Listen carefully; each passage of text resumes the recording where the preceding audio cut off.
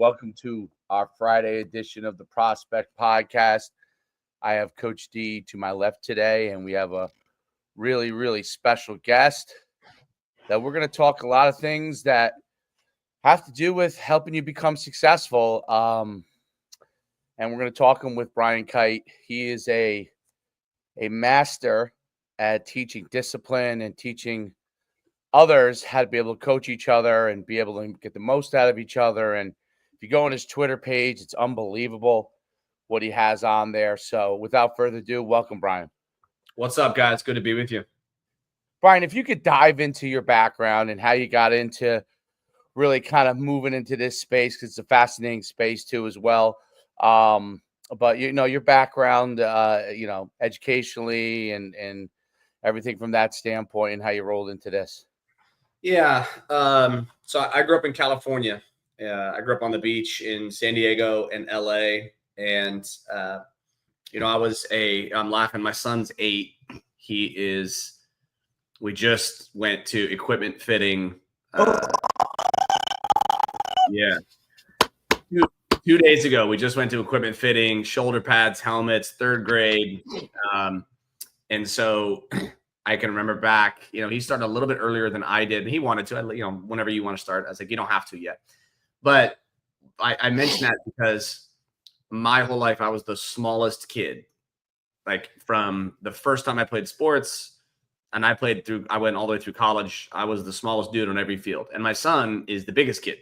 And he's not like D tackle, O tackle thick, he's in 3rd grade. So but his bone thickness, his height, he's size wise, I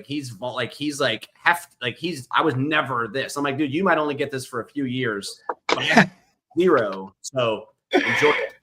So I share that because, football, I fell in love with football right away. I was always competitive, but I fell in love with football right away as a little kid.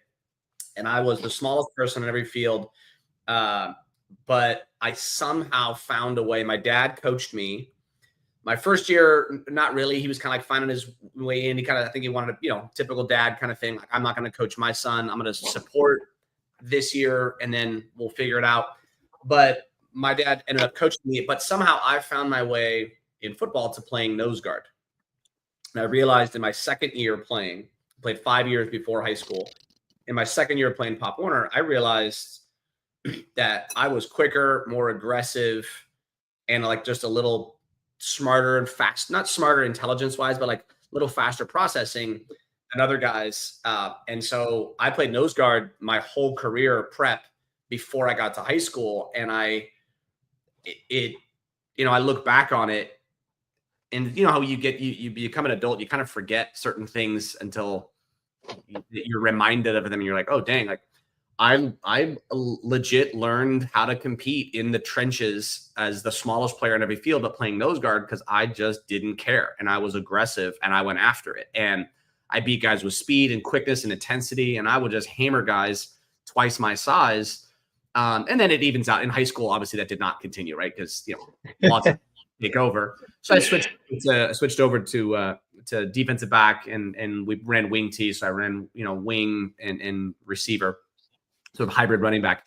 So I share all of that because where I got into this was I went to college. My dad did speaking, and he would teach leadership, and we worked together for 15 years, later down the line. And I got into this kind of work initially because of his presence in it. But for me, it started, we would talk about kind of 2 things at the dinner table. We would talk about whatever sport, football, we break down plays, different stuff like that. We talk about that. And then we talk about his business. He would talk about responsibility and managing emotions and all of what we now, this is back in the, 80s and 90s. We would talk about all the stuff that is very common in personal development that wasn't common back then, but that was my dinner table conversation growing up. So I went to college with this expectation of a certain kind of coaching that I was going to get. And I left California and I went to Ohio. I went to Worcester. I wasn't big enough or physically talented enough to play above that. So I played D3 and loved every second of it. We have the winningest class in school history. Only year to ever go to the playoffs was when we were there. We had an amazing team. It was incredible. But what it showed me was we train back. I played safety in college. We train back pedal and power clean technique and arm angles. If you change sport, right? Arm angles, kicking form if you're doing swimming, wrist position and the right kind of ankle hooks if you're doing wrestling. Like we train those things 100 to 1 physically. Then we train the behaviors that drive everything. And so what caught my attention in college was coaches want players to do all these things. They want them to be disciplined and they want them to be mentally tough. And they want them to take coaching and they want them to do all these things. And they don't train them. They don't teach them. And then worse, the coaches aren't good at it. Like not criticism, just observation. Coaches, I just sending us on, you're talking about, I was just sending on X. I was like, the most common thing is for coaches to say things like how you do anything is how you do everything. And then the coach is highly out of shape, has a messy car, and can't control their own emotions in practice from the sideline. Like that lacks credibility. Like that doesn't even pass the basic smell test for me as a competitor. Like if you're a smart and fast forward to today, kids today have heard everything. Mm-hmm. Kids today are smart. Like they see, I didn't have this. Kids today are watching this. We didn't have this. You didn't have this growing up. They've heard everything. So if there's a gap between what you tell me to do and then what I see you living, you're going to lose cred. So I saw that in college and I was like, okay, I want to go teach not the mental side, not mental skills and performance psychology and sports psychology. Nothing wrong with any of that stuff. But like, I'm not talking about the visualization. I'm talking about concrete, ground up, like from the ground up, behavior skills, like really practical skills. How do you think? How do you make decisions? How do you show courage, which means to be afraid, feel fear, and still do things anyway? How do you give really good feedback when it's hard to do it? How do you listen to honesty when it's hard to do it? How do you have a really difficult conversation? Practical stuff, not getting into thing like close your eyes and visualize. And again, do plenty of that, fine, do your thing. But like, I want stuff that is as relevant to running a business as it is to in sports. So I wanted to train that to athletes. And then the other thing, and this is what like I was interested, and then the thing that hooked me was I realized that there is no profession in America that gets less direct coaching than coaches. Yeah, 100%. I'm talking direct, not God bless. Listen, I respect it. I have this guy for 20 years. I've been having this conversation. Coach will be like, well, we go to clinics. I'm like, I've been to clinics. You've been to clinics. That's not coaching. It's learning, but it's not coaching. Nobody's watching the way you're relating to athletes, the way you're leading your staff rooms. And here's my question. This is what got me. It was like, who coaches these guys the same way they're coaching athletes? Mm-hmm. Great point. Right? Like the question I love to ask is, if somebody coached you the same way you coached your athletes, would you get better at your job? Because the answer is yes or no. And each answer has consequences, right? That's first of all, some amazing points to start out with. So I think, what's really interesting about that with coaches, right, is they expect athletes to do certain things as far as mentality wise and habits wise as a finished product, and they haven't even been taught a lot of it, right? Which is crazy. So they have these expectations, and it is hard because of time constraints to develop it, right? Unless you designate someone on your staff to do that, which is probably what is necessary. And then the second thing that I thought you brought up, that was a really good point, is coaching of the coaches. So the same expectation that coaches have of their players to automatically, like, pick things up, know what they're doing, have practice habits. other coaches expect that of their own coaches without having teaching that.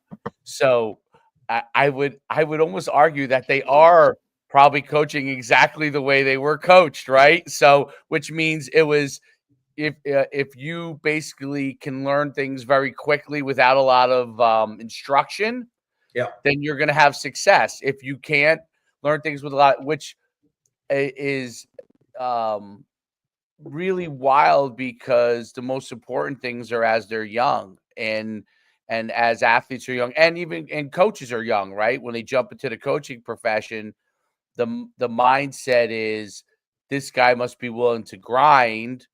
And it's like, well, grind, picking up garbage, getting coffee, go get me this, go get me that. Literally how it was with like 1960s with secretaries. You know what I mean? Like this is what I want my secretary to do. She's my paid servant essentially, and she does all the things that I really don't want to do. Right. So that's what the coaches who get into coaching, of course, especially at college and the pros, but even in high school, right? You're the freshman coach. Okay, how do I be the freshman coach? Figure it out. You know what I mean? Like, that's so. It is not surprising as the profession has become a profession over the last 25 years. Like when I played, in high school for me was 92, and college when I was done was 96.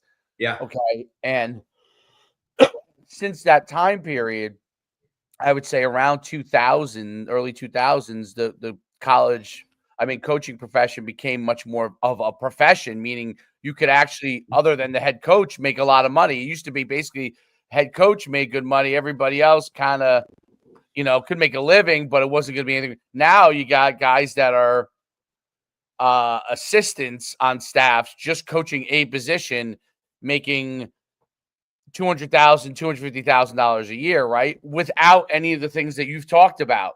And then people wonder why a rising star all of a sudden flames out, right? And I want to let you go on further about it because this is great. But one of the interesting things is the Peter principle, right? Where we all rise to the level of our failure, basically at the highest level. And that's what happens in football coaching. So you get all these things that are like, oh, well, he's just not head coaching material. Well, none of them were trained to be head coaches. And then you throw them into being a head coach. And then you expect them to win 10 games in their first or second year. And they've only been a coordinator or sometimes even a position coach. And you're like, well, he's not head coaching material. Some people need different ways of learning. And so some guys, listen, there are guys that can naturally run and jump. There are some guys that can pick it up faster, and they are successful early on, but then they reach a limitation based off of their ability, right? Because their natural ability, just like any athlete, your natural ability ends up getting tested as you have to continue to learn. Yeah. So anyway, that was a couple of my thoughts off, but just what, like your boom right out the gate thing. Yeah. It's so, I think you nailed it 100%. Like that's what it is. So I'd love for you to talk more about it, and we can kind of like some of the things I was thinking off of that. It's for me, it's just on, you were asking the question, how I got into this. Like this is just how I got in. And I view it like a coach. I can go back and, when I was a college player, I was 18 to 22, and I don't know about you guys. I don't know if you guys were at peak maturity in your 18 to 22 window out there, but for the rest of us, we weren't all at our peak maturity in the 18 to 22 range. So I am sure that I handled this, at a maturity level different than I would now at 40. But what I saw it like a coach, right? You guys are coaches. Like you see an athlete and you're like this. He's got a good head. He's a good kid. He's growing. He's learning. He does these things well, those things not well. He doesn't necessarily see that the same way that I see it, because I'm a coach. You're watching, like I can see that. And then what do we say, right? We go in and we coach him. We point some things out, and then we try to push him into some things he's not doing on his own. And what do we say, right? I see awesome potential. I see the ability you have. My job is to bring that out of you and push you into things and like help you build that in. The exact same thing. That's what I saw in coaches. What I saw was coaches who had ability and good heads, and they were good dudes, and they knew the game. But what? They wouldn't listen to a coworker. They couldn't entertain an idea that wasn't theirs. They commanded players and started missing when they were losing credibility with how they were interacting with their team. A player would try to say something, and the coach would tell them, shut up, players play, coaches coach, do your job, do what I'm telling you. I don't want to hear it. And you're losing the team. You try to communicate it, and they don't hear it. And I'm like, okay, what frustrated me was not just, right, everybody has, always makes this couch this so everybody hears this. It's like every team operates at a constant state of imperfection because every organization operates at a constant state of imperfection. So there is nobody who is saying, don't make any mistakes and don't have any flaws and don't, no, nothing operates like that whatsoever. No marriage operates that way. No business operates that way. None of the three of us as individuals operate that way. So like, take that off the table. It's a silly thing. Like, I always laugh this when somebody goes, no, I'm not saying I'm perfect. And I'm like, well, good. Because 0 people have accused you of that. Like you are admitting nothing. Right? But here's the thing was I was looking at saying, okay, I'm fine with that. But where is the desire to get better? Where is the willingness to listen that you demand of players? Where is that? And I became really curious on when I was in college, and I was not a good college student, not because I wasn't smart, but because I put all my discipline into all the football activities, and I never cared about a grade. I always be honest about this. I own a business, run a business now. Typical entrepreneur. I could care less. I literally could not care less about my grades in college because whether I got an A or a C was irrelevant to me. I would love to be able to go back in college now and like have 4 years where I didn't have a lot of responsibilities and I could just study and learn and build, like, obviously. But at the time I just didn't. So, but where I became really fascinated on that wasn't just my football and my team was I became really fascinated with how does a coach learn how to become a coach?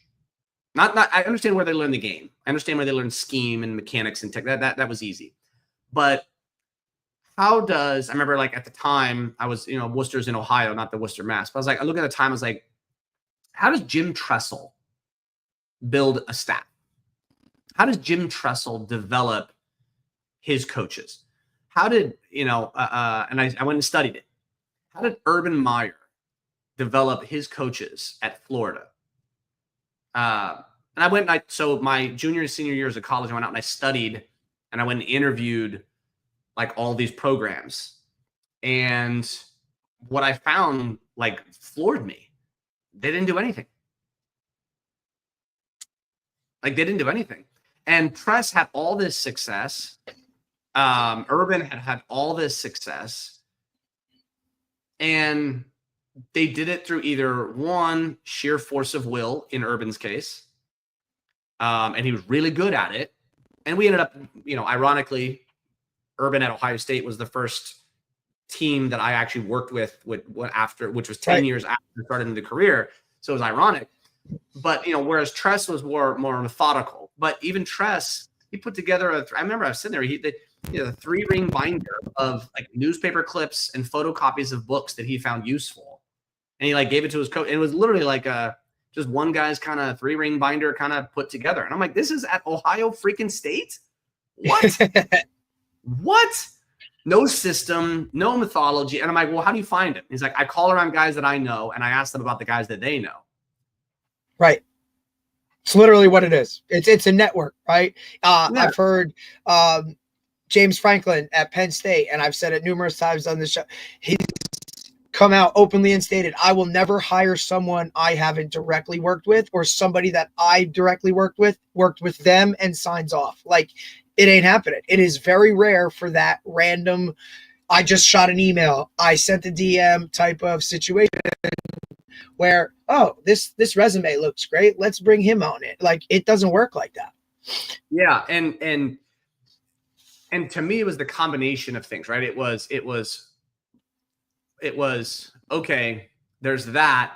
But then what do we do from a development, like on training them in all the non-football stuff and how you want to do it? And there wasn't anything. Didn't really exist. And it was among some of the best coaches didn't do it. So I could only imagine what was going on with a lot of the others. So that was what got me into the realization of, okay, there is something here. There's a gap here. And it wasn't because I was trying to, for me, it was again, I saw like a coach looks at a player and sees all this opportunity and is like, hey, man, you can be very good. You could be really good. Like you could perform at a really high level, maybe even, go to college or maybe make a career, whatever, be a huge contributor, whatever happens. Same thing with coaches. I said, okay, man, I think there's a lot of players who will benefit, teams that will perform better, deliver better experiences, win more games, help player. Like you change a lot of stuff. And so I graduated college. I briefly moved back out to Southern California, put this on hold. I went out to Southern California and wanted to live on the beach for a while. I realized very quickly that if you're living on the beach but doing work you hate, that doesn't work. So I tried that out for, I don't know, a little less than a year. And I was back in my hometown. I'm like, this is miserable. And so I went back and I moved back to Ohio to launch this business. And can you guys guess in the first year how many coaches hired me at 23 years old to coach them on how to become better coaches? You want to take a guess what the number was? Zero. If I talked to a coach and if I got a meeting, I did not get a second meeting. And I mean, I'm talking about like I went in, I'm like, man, I thought this was the biggest, coolest opportunity. And, I went balls to the wall with it. And I mean, I hit, it wasn't a brick wall. It was a, what's that stuff they make in Wakanda? It was a vibranium wall, right? Like that thing, like I smashed it. And the first reason was because I wasn't good enough. That's just the reality of it. I saw it, but I wasn't good at doing it yet. And had I been better at doing it, I would have been able to respond well enough to add some value, but I wasn't good enough yet. But I didn't lose faith that it was necessary. I was just like, and also at 23, it was a harder hill. So I had to be way better than even normal. So for the next 10 years, I worked in business because two things. My dad was doing consulting, speaking, advising in business. So, he was over there working at he was always supportive and interested on the sports side, but he's like, hey, why don't you do that? And he had his business. He was just solo. So he was doing over in the business side. And I never wanted to work with him or in business. I wasn't sure about working with my dad. Like, those lines get fuzzy and weird. And then the business seemed boring. He couldn't do an event one time. I spoke to the team. It was a credit union. I didn't even know what a credit union was at the time, but I did like 2 hours with this team. And I was like, oh my gosh, like I fell in love with the work. I fell in love with doing the thing. And the audience was somewhat irrelevant. Once I realized, a credit union or a manufacturing plant or a hospital, they have the same aspects and the same elements of a football team or a baseball team or whatever. And I realized, here's how they compete in this side of the world. I fell in love with that. So, and then business had budget, business had training departments, and they had tracks that were very well developed in this where they did this. Whereas in sports, it was basically starting from scratch. Like they didn't have any budget for it. Teams still don't have budget for it. They have budget for waterfalls, but not budget for this. Right. So I went and worked in business for the next 10 years, ended up during that window of time, took over as CEO of the company, which was, we call it the company. It was me and my dad. That was it. Took over as CEO and then built that business up. Right when I took over as CEO, we met Urban Meyer. My dad met him at a fundraiser. Urban asked what we did. We said leadership development. We observed one of his leadership sessions. He did like a leader. He did his first year at Ohio State in 2012. And then we met him in the off season between 12 and 13. So he went undefeated at the bowl ban that year from before he got there. They started undefeated. We met him in the off season. He asked what we did. Leadership development. He said, come watch my leadership session. So we watched like a leadership committee thing he did. It was exactly what you'd expect it was, right? It was Urban Meyer, fire. And, we described it as like, it was like a fire hose of just hammering him with stuff.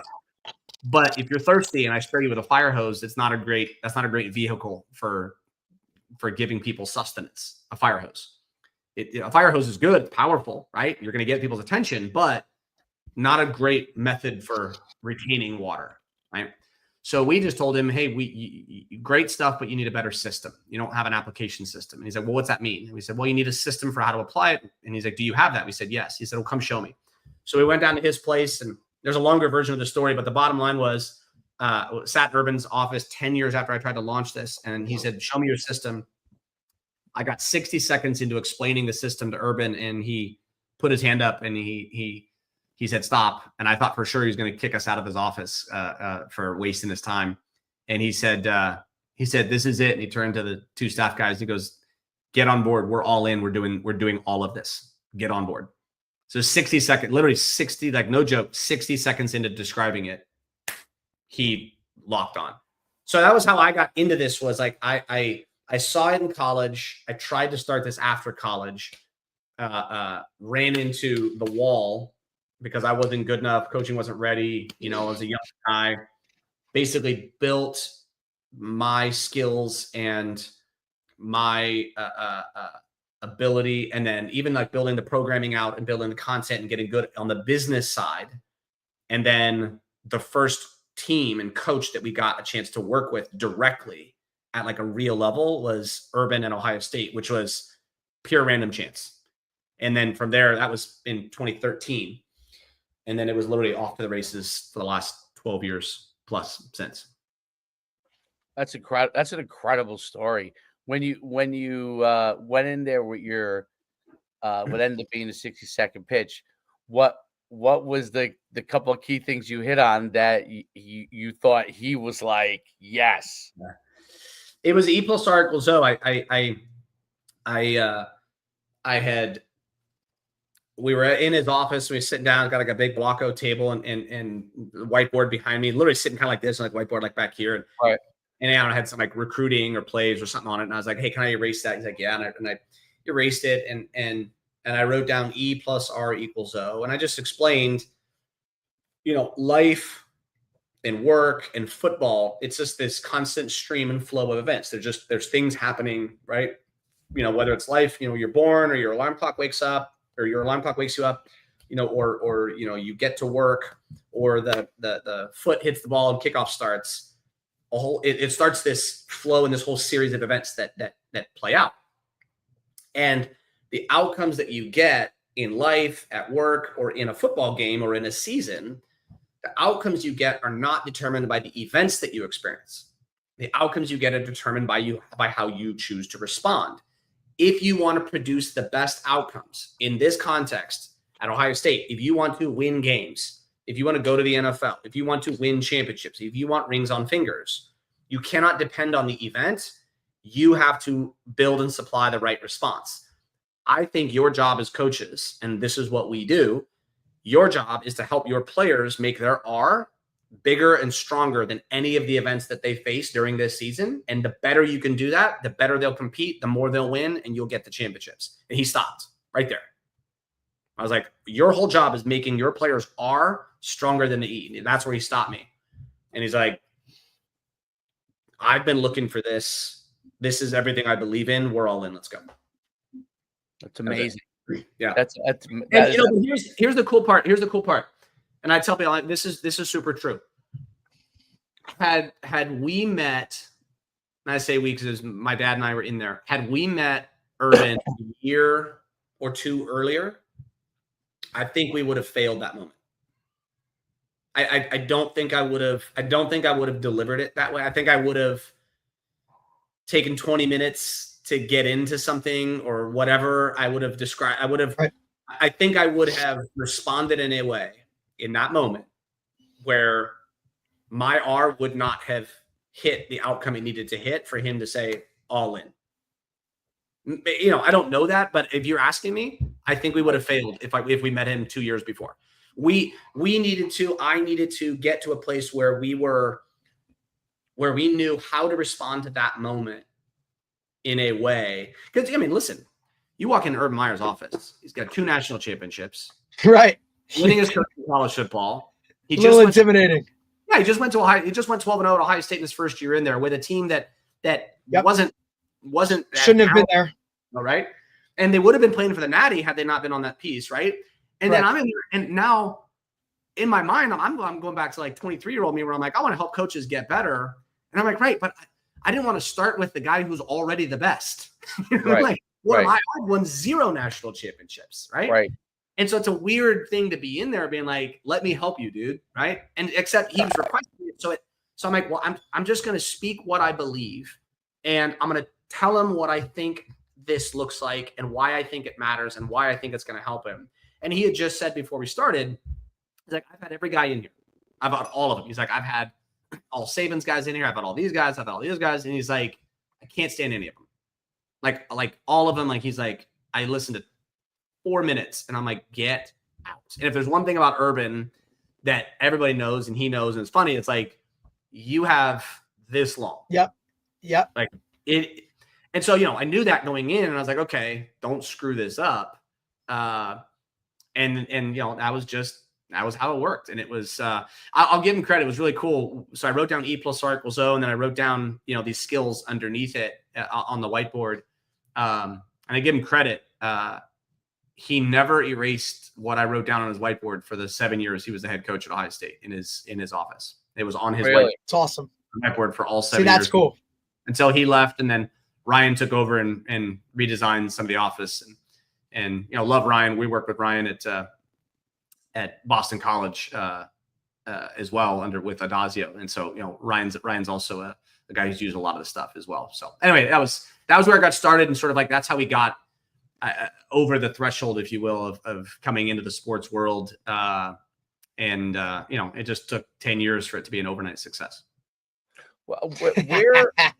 Yeah, right. Of course. Well, that's how it always is.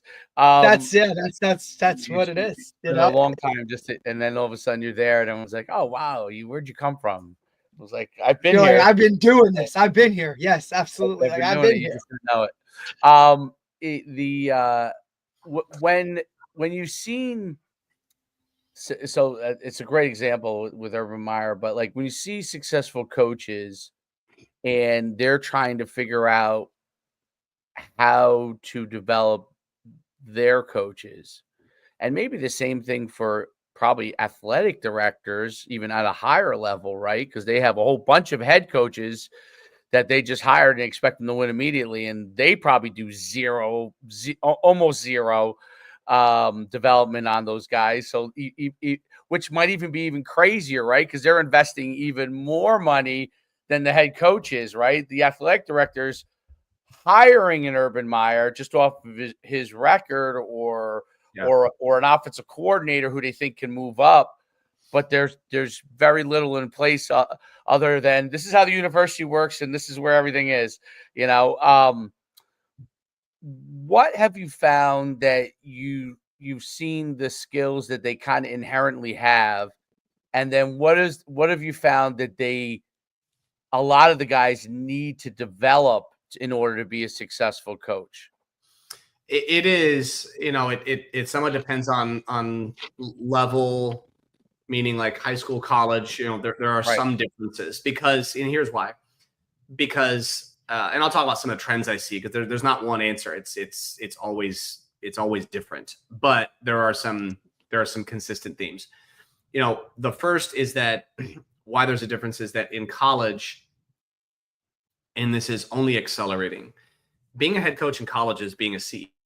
You're not a coach anymore. Yes. Like if you're a head coach and you want to be in college, and some high schools, you still get to coach a lot in high school. You do. But I would imagine also there's a lot of stuff going on as well where it's going to move, a lot in that direction. And I'll talk about a little bit why, but like in college, if you want to be a college coach, you can fight and argue and whatever, and let your own emotions do whatever. But the only person you're deceiving is yourself. You're a college head coach. You're a CEO. You're not a coach anymore. You need to understand coaching. You need to wrap your head around it. You need to stay, you need to stay tied to the mechanics of what that is. But you are not a coach anymore. Any more than a car salesman who rises to being a GM of a car dealership. You're not a car salesman anymore. Right. Yes, I know that you came up as a car salesman and you're not a car salesman anymore. Jamie Dimon, he's not a bank teller anymore. He's the CEO of JP Morgan Chase. His role is different now. That's the thing. Ryan Day got that, right? And you even saw, like with Ryan, like, look how hard it was for him to let go of play calling. Right. And so here's the fun for most coaches. That's what they envision coaching as. Yes. They envision coaching as getting in there, play caller, and it's hard for you when you all of a sudden you're like, I'm the greatest play caller of all time, and here is my chance to show it on world stage. When you realize, oh my goodness, that's not even as important as make sure you get all the right players, making sure you have the right coaches developing them. So I'm sorry, go ahead.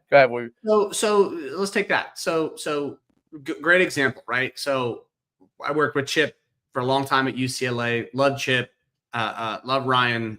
Look at what each of them did. Look what Chip did. Yeah. The exact opposite of what Ryan did.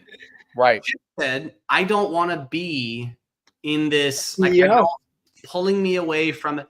And so it's recognizing, here's the thing, you guys. If you don't want to be a CEO, get out of the role. Yes. If you don't, this is in high school, it's this. If you don't want to deal with those things, get out of the role. And this is where I'm like, where I push. I'm like, it's not that it bothers me and it affects me in some way. It's not that. It violates the principles of integrity. You cannot, as a coach, step into that role, not want to do the things that role requires, and then get mad when your players don't do their jobs. If you're a head coach, you are doing head coach responsibilities. I don't want to hear you complain about parents. If you're a head coach, shut up. Shut up. That's the job. If you don't want the job, get out. Go be a coordinator. Go work a UPS facility or sell insurance or whatever the hell you do, which is great. Right. Wonderful. Not negative. It's awesome. But don't be a head coach and then whine about head coach responsibilities. Right. Signed up for. You knew this was coming. You've been an assistant forever. Yes. I don't want to hear a Big 12 coach hear about it. I don't want to hear a Georgia coach whine about it. I don't want to hear a high school coach whine about it. You know the job. You know it. Do it well or get out, because you're telling players, like, it's like a player coming in and being like, oh, I don't want to, I want to be a quarterback, but I don't want to have to, show up on time. Like, you don't accept that. Right. And so like, I get fired up at this because coaches need to hear somebody like getting after them like this, because coaches, frankly, do some of this bullshit and then they turn their eye away from themselves, and then other coaches watch it as well, and then they grow up with it thinking that's what you do. So it's like, if you're in it, be in it and do it. So the role is a CEO type role. Like, that's what the role of a head coach is in college. And in high school, it's more of that than ever before, because you're managing, scholarships and all, got all the different pieces and all the different, recruiting and and fundraising and all this different stuff. And so that role is only growing. Right, B. And I don't mean to interrupt you, but it's only getting more away from the. This is the than point. It is. Yes. You can't, like, this idea of I can just keep being a play caller. You can, but you're going to lose. Right. And it's going to be miserable for you. And then what's going to happen is there's going to be people in your organization who see it and try to tell you. And they're going to try. You're not going to respond well to those conversations. And then they're going to start not telling you the truth. Now your whole program's dead. Right. Dead. To a bunch of yes men as your assistants. And is that what you really want? Like, so you asked me, here's what I see. Coaches get in because they love, there's two kinds of ways where I find like where we kind of get ourselves into trouble a little bit as coaches. We get into the game because we love the game and we love to coach it and we love to teach it. And then we, coming up, we get rewarded for, right? You build good players, you run good schemes, or you put points up and keep points off the board, you win some games, and you're like, man, you kind of get rewarded based on your football specific stuff. And you're like very, very narrow on that. And you see this, it's really easy to see it in college, right? The really good D coordinator who gets a head job. I won't name names. You guys can, Yep. They're pretty easy to observe. They get up there. They're great football minds, like genius level football minds. Can't run a program because they want to be inside ball. Well, at this point, it's like, look, when you're competing, if you're at Oklahoma State and you're trying to beat Kansas State, and you're trying to beat Baylor, and you're trying to beat, now I got to remember who's all in the Big 12. You're trying to beat Kansas, right? You're right. Or you're good luck with that, B. Good luck with right? remembering the conferences at this point. Good luck. Yeah, right. You're at Penn State, you're at Rutgers, and you're trying to win these games. At a certain point in college, the talent has to be there to be able to compete all the way at the top level from a championship perspective. Certainly in high school, that exists as well. Talent's a little more even in the NFL side, but you get into there's only so much you're going to be able to gain on scheme before you could do 4 more hours of work and you're not going to gain an extra 200 yards or an extra 15 points through 3 more hours of scheme or 40 more hours of scheme work over this offseason. Whereas I always like to look at this because it's the one thing that I think is the most underrated. Well, let me make the point. Point is this. The point is coaches get in, like a lot of professions, they get in because they love the scheme and the technical side. But the further up you go in coaching, the less important your technical skills become and the more important your relational and your behavioral skills become.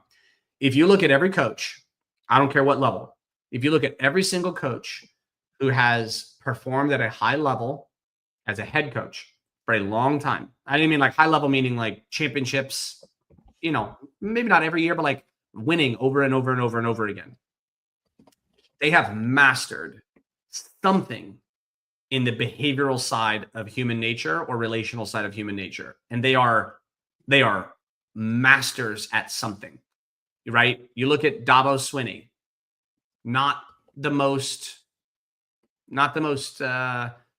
scheme-centric coach, but he found a way to recruit. He found a way to get guys to like believe in the way he wants to do stuff, and he went and did it. Then you go to Saban, you go to Day, you go to Kirby, right? They're all really good technically. They're all really good schematically. They're all really good at technique. But look at each of those guys. Each of those guys has something they do that behaviorally, culturally gets even more out of already talented players. And then you go look at a guy like, and I don't know him, but like you look at a guy like Jimbo Fisher. They stocked that guy with as much money and talent as you could possibly give somebody. What happened? Yep. And he's what?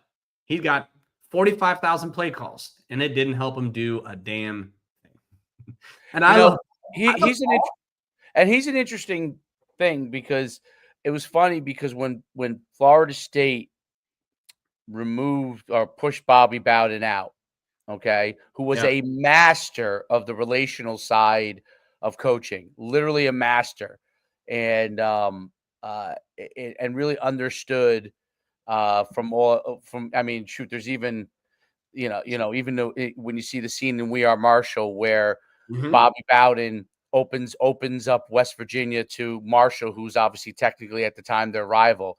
Yeah, when you read the history of that stuff and what his success is, that was what Bobby Bowden mastered, right? Which was the relational part. And what I noticed in football, that especially at the highest level, if guys can master certain things, they can have a certain level of success. But if they don't master this or that, then they're limited in their level of success, right? So Bobby Bowden was so successful because originally, he was like actually, an innovator in the option game, but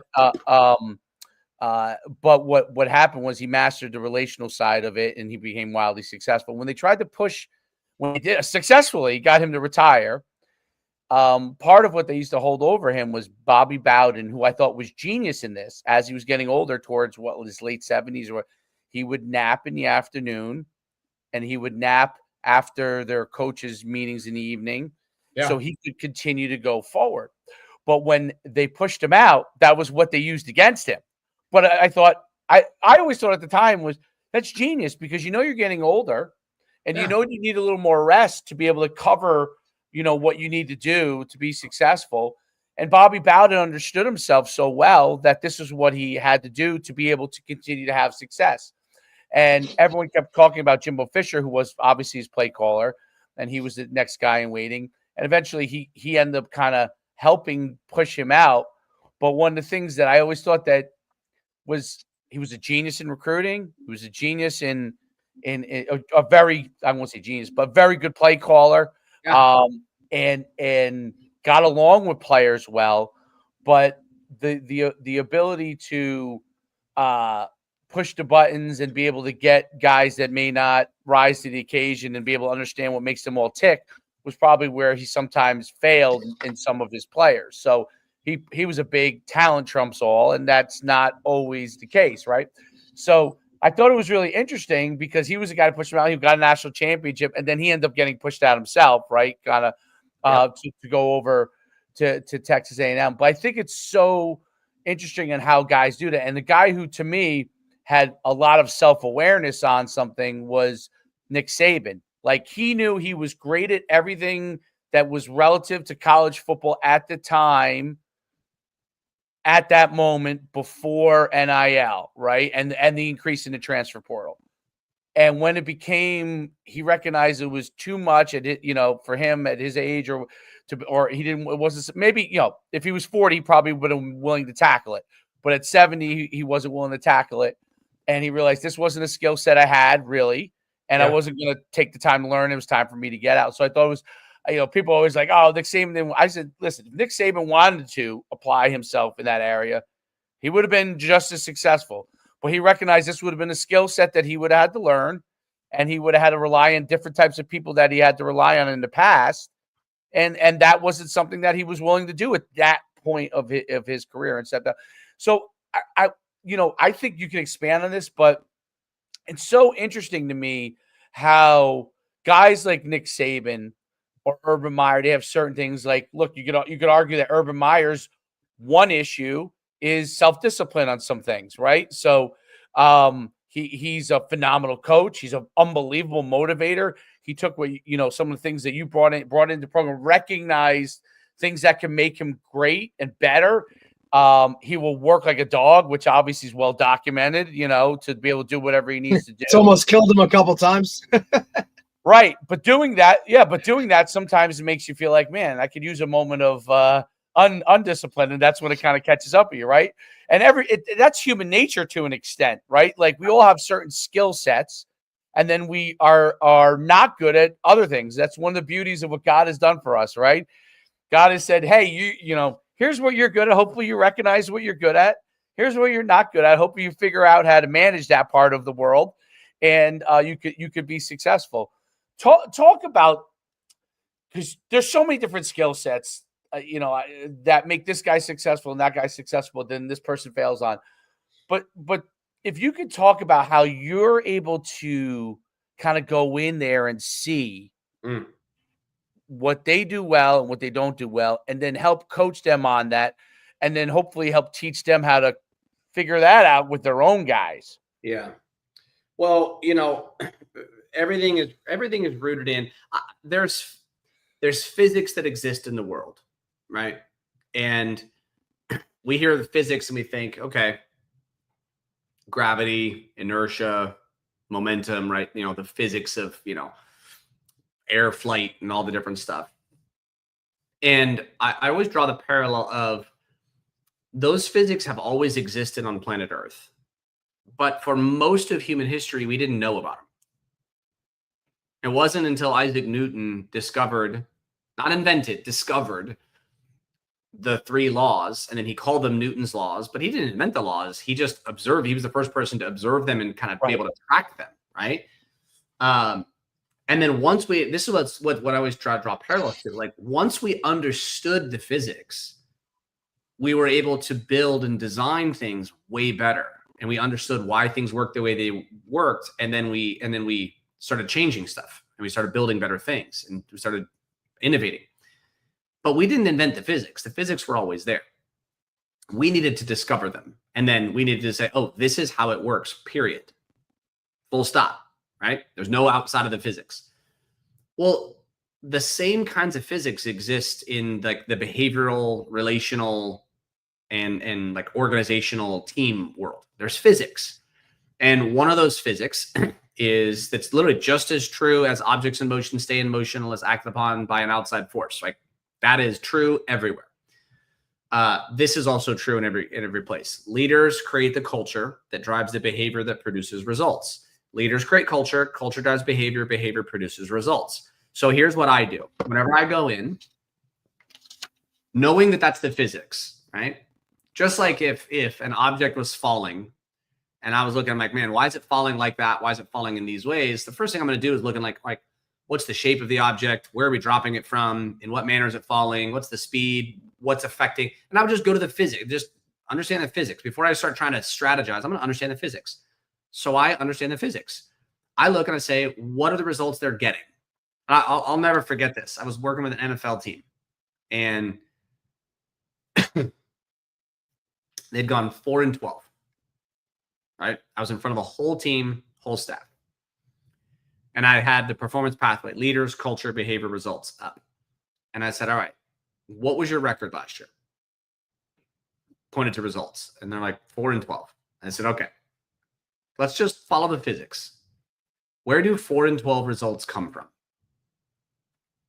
And they kind of hemmed and hawed or whatever. And I'm like, guys, look at the physics. Where does 4-12 results come from? 4-12 results comes from 4-12 behavior. Here's what I know. You don't engage in 16-0 or 12-4 quality behavior and go 4-12. You know what I'm saying? Like you don't work out really hard for an hour a day, eat really well, and then gain weight and get overweight. Doesn't happen. Correct. It does not happen. So all we're going to do is follow the physics. So I was like, now how does 4-12 behavior stay inside an NFL organization? How does 4-12 behavior exist in a franchise? Because you have a 4-12 culture. Because if you try to put 4-12 behavior, say, into the Pittsburgh Steelers, that culture will kill it and send that behavior out. If you try to put that into the New England Patriots under Belichick, will not survive. If you try to put that into Alabama or Ohio State, will not survive. That behavior will get run out of town. But here, you guys accepted it. You know, and then where does 4-12 culture come from? 4-12 leadership. Now, if you're trying to climb out of that, and it could go much higher than that too, right? On a team, it could go to the owner and personnel and GM. I say 4-12 leadership, meaning like, right. Could be everywhere. Leadership is, leadership can be a thick book, right? Right. I don't mind. I remember conversations I had with the Cincinnati Bengals, and they didn't hire me at the time, so I'm not worried about them not hiring me now. I remember I sat in front of them and watched it, and they just flat out said, absolutely not. We're not spending any money on this whatsoever. Guess how many playoff games they won since then? Yeah. What until Joe Burrow came in and rescued him? They had a decade of, this is back when they had all that talent with, and like they had, remember they kept going to the playoffs like 3 years, 4 years. Yep. And Ocho Cinco, Husham Izada, right? Yeah. Carson Palmer, like even before that a little bit with like Corey Dillon, who kind of started it. It was like the track was there, but it just never came to fruition. And you look at it and you're like, well, the proof is in the pudding, buddy. Like if it doesn't trickle down from the top, you got it. I give him credit because, he does a great job for us in this state. Coach Schiano at Rutgers, right? Like he did a clinic with us or came to our New Jersey football coaches clinic, and he talked about vertical alignment, right? And just that in general. Which he learned from my dad, by the way. Greg and my dad. Where was he? Absolutely. Yes. And BK, God rest his soul, your father was really, an innovator in this whole space, and I give it, he really, that's where I learned it, right? Because the first thing I saw of this was seeing you guys at Ohio State, spring before they won the championship. And that's where I got it all from. And that's where I started to like totally drink the Kool-Aid. Then I got to see you when you came to Jersey. And it's always followed suit for me. And to me, it's just, it seems so obvious, right? In terms of this is what it takes and let me help you so that you can, but it's really, guys are, I don't know if it's stubbornness, it's arrogance. I don't know if like maybe they got into coaching because they want to be coached the way they were coached. And we talk about it all the time. And it's guys coach the way they were coached. And that's evolving, changing at a rapid pace, probably faster than ever right now with, just how things are. And everybody wants to, point, it's the kids, it's the parents. How about it's us, it's you, it's the coaches that are not willing to put the work that you're expecting your team to do and set the example in all aspects. Where now kids have more access to you than ever, right? Like you never knew what a coach did when he left the field back in the day. Like that was his world. Now, look, I just go to your whatever page and see what you're posting, and I know exactly what it is. And it's really a like come to Jesus moment, right? Like, hey guys, like you want to be successful, then you need to start looking at how you do things and what you do in order for everything else to be successful. Yeah, I think three things, right? Kind of pulling these things together, tying this in a bow is, and obviously it's not limitless, but when I go into a program, that's what I'm looking at is I'm looking at what does your pathway show has been happening already? Like I know your results, I know your record, I know whatever the time period. If it's a brand new program or a coach coming into a new program, then we know what previously existed, and now we're putting some new input in here. But then the second thing I look at is then I'm like, okay, what mark do you want to hit? And I'm very big on this. You don't have to pursue championships. You can go out and say, listen, like we want to have a really good, strong competitive. You don't have to prioritize the height of championships. It's sports. It's like I play Candyland with my daughter.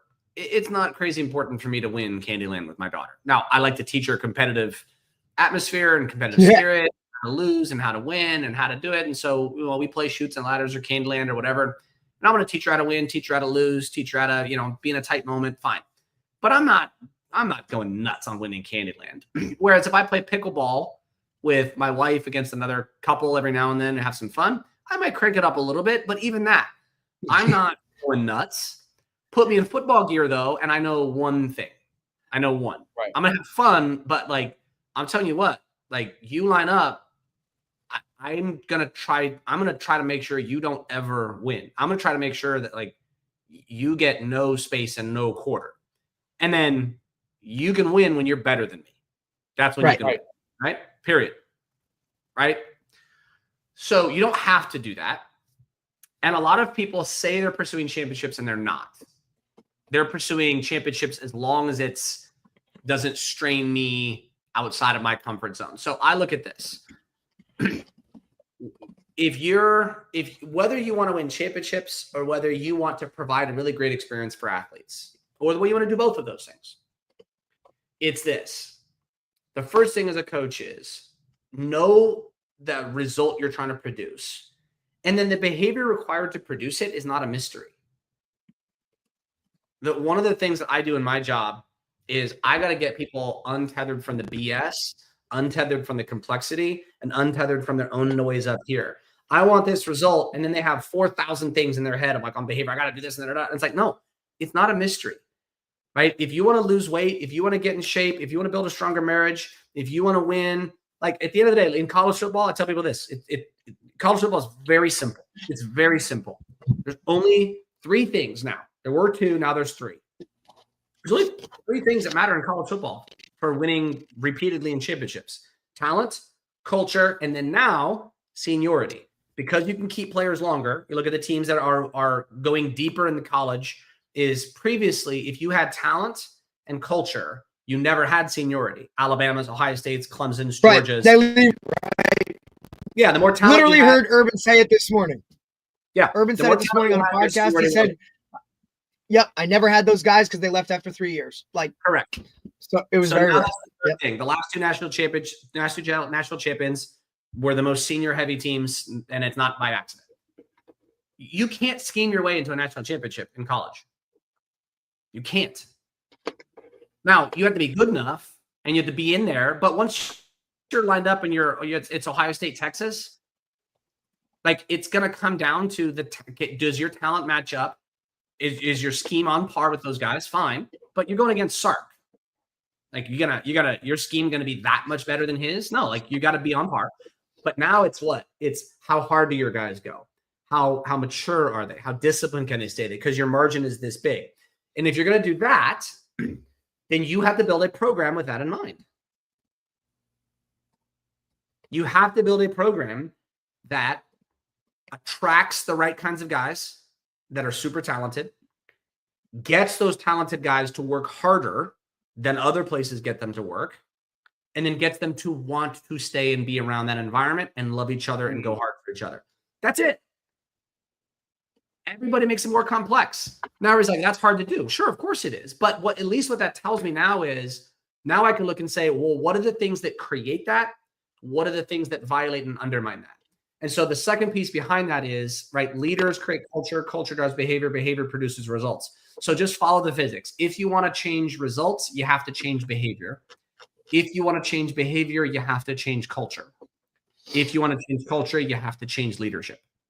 So you have to, and I don't mean like changes and like swap out. I mean, like you have to make some changes or shifts. And by far the biggest thing at the high school and the college level, I'll tell you guys this. 20 years into this work, 12 years into 13 years or so into working at this at the highest levels of college and high school, in all these sports. I'll tell you this. The thing I have the most conviction about is that by far the biggest issue that is getting the least amount of attention, is the least addressed in football in particular, but in other sports as well, is staff culture. Everybody comes in because I'm the guy they hire. I'm the guy that coaches hire to say, hey, we need help with our culture. We want to strengthen our culture. We want to build our culture. We need a culture playbook. I need to know how to frame it, wrap it, put it together, right? They go hire the cheap surface level things. It gives them a good acronym that fails. Then they come to me and they're like, I need the real thing. And they come to me. And I go in and I'm telling you what, every single time the team culture isn't right, every time, it's because the staff culture is not right. Because everybody skips over the staff culture and says, I want the team to have a good culture. So you're asking me what I see when I go in? I look and I'm like, show me the staff culture. You can't overcome a weak or broken staff. Not weak. You can't overcome, because all culture is strong. It's just sometimes it's strong against you. Can't overcome. Most coaches are trying to make their players build a good culture, and the staff culture is the real limit. You bring up a really important point there. So if you recognize, so you want to make sure you obviously have good staff culture. You want to have, you're always pushing obviously for your team to have the right culture. If on your team you recognize from a team aspect a problem with the culture, right? Yeah. How do you solve that? Or what should they expect the coaches to be involved in solving that, so it doesn't push back and forth? Because I think the biggest issue is that you get a problem in team culture. Yeah. Now staff has conflict about that player, right? Or players. Maybe there's two players that aren't buying in exactly. One happens to be really good. Okay. Happens all the time in football. Probably the number one thing that happens all the time that can bang up your culture, right? Yep. A couple of players, you got the guy who's really good and some buddy of his that doesn't buy in. But the one that's really good, for whatever reason, it's not that he's a problem per se, but you feel it, you see it, you know that, and you've talked to him about it. And now you get culture on your coach's side. Someone coaches that kid out of position. He likes him. Okay, for whatever it is, right? Now he disagrees if you're going to take some sort of stand on that player, right? Yeah. And that's where I think that back and forth of staff and coaches culture, there becomes it's like a big yin and yang with players and coaches, because in my experience, when I've had teams that weren't successful, that we had enough talent, I felt like, yeah, there was an issue culture wise, both coaching wise, but also somewhat players wise, that where we did not necessarily, address all the elephants in the room. How do we do that better, or a couple tips of how we could do that better? Because that can take a team, like there are times you go, okay, you have a team that goes 7-4. You did a great job. That team was really a 5-5 team. Absolutely. You meant there are times when you go 5-5 and you did not do a good job, because that was a 7-4 team. I'm not even talking about championship stuff level. Correct, I'm talking about getting the most out of what you're. That's the thing, right? It's climbing and building your way too, right? Like that's the thing. It's like there's everything right with going 7-4. If going 7-4 was where you are, and you were like, hey, like that was us working really, really, really hard and doing a lot of really good stuff. We had to work our balls off to get to 7-4. Great, wonderful. Right. 5-5 or 2. I work with teams where it's like, dude, getting to 3-7 was a huge win. We got 2 more wins, and it's a big step. Great. And guess what? You're still at 3-7 because we're still not good enough. Let's not hide, but we're not 1-11, right? Okay, great, or whatever it was, right? So a couple things about that. One, you hit on it. So first thing is like with standards, or with culture. And again, we could go, I could go for easily another hour here, the culture, but I'll give you a couple very specific pieces. The first is the thing, if you're a coach, the thing you have to prioritize is number one is speaking the truth and hearing the truth. There is no single measure pre-indicator of the quality of a culture that is definitive. Like, well, what's the one thing that tells you about the culture? There's no one thing. Right. But if there is a one thing that gives you the best, that's the sort of best wind measure of what is the quality of our culture, it is truth telling and truth hearing. In quality cultures, it's not just this, because look, let's assume you're the head coach, okay? If you're like, yeah, you gotta be able to tell the truth. Well, that's fine until somebody tells you the truth. Yeah. Now you're pissed, and which means that nobody's telling the truth anymore. So it's over. It's dead. And now you lose credibility because everybody knows that you're full of shit. Right? Like, so that doesn't work. That's the old school way. So the measure is, are we allowed to tell the truth? And do you listen to the truth? Yeah. And in truth, not that what I say is true and you have to believe everything. But I mean, like, are you listening to what I say? Like honesty. But then what's the conflict that brings up? Let's say I'm the head coach and you guys work for me, and you're like, okay, like he told us to tell the truth, and you guys come and tell the truth, and I make a decision different than what you guys told me. What problem does that mean? Well, now you're like, well, I told the truth, but you didn't do what I say. So what we have to do is we have to understand how teams work. And again, if you're trying to make these decisions ad hoc, on demand, in the moment, and you're trying to figure it out as you go, and these are not pre-existing, this is how we do stuff. I'm talking, we know how this goes. I'm a big, like, you got to put your system in place. Everybody's got to know how it works. And every now and then you're going to learn some stuff that's brand new. But I'm going to tell you what, if I'm a head coach, here's what I'm doing. Okay. You guys work for me. Let's just make it real. You guys work for me. You're my coordinators. Okay.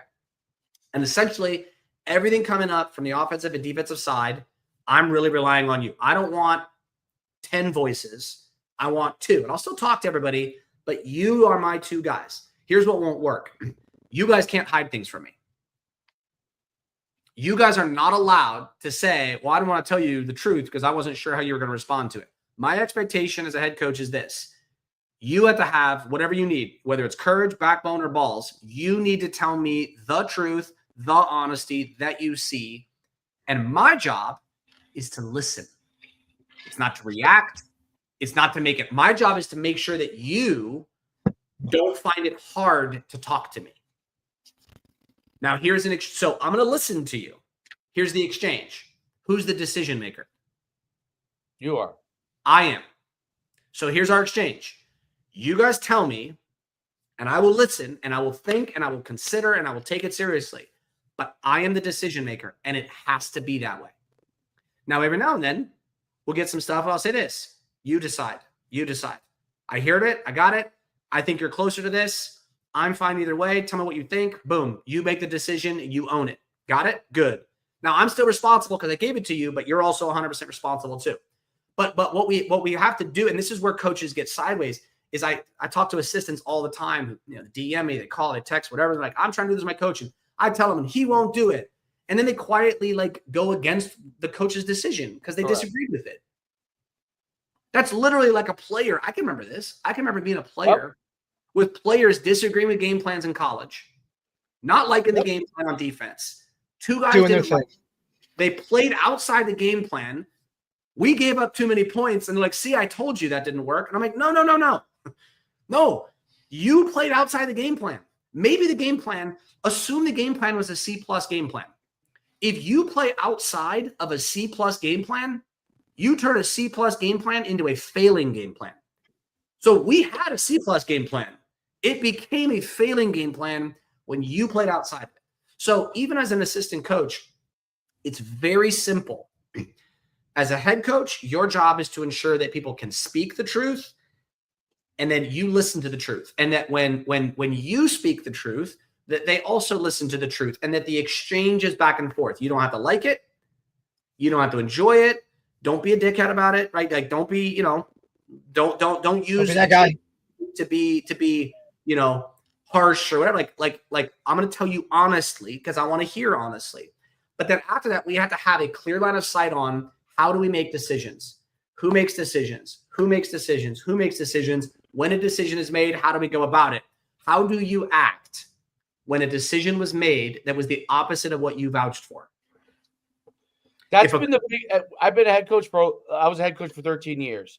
As a head coach, that was always the hardest thing for me. Because you have you could see how you could read people's faces when you're a head coach. You see how people, of course, react to what you say, and who's on board and who isn't, who's in between.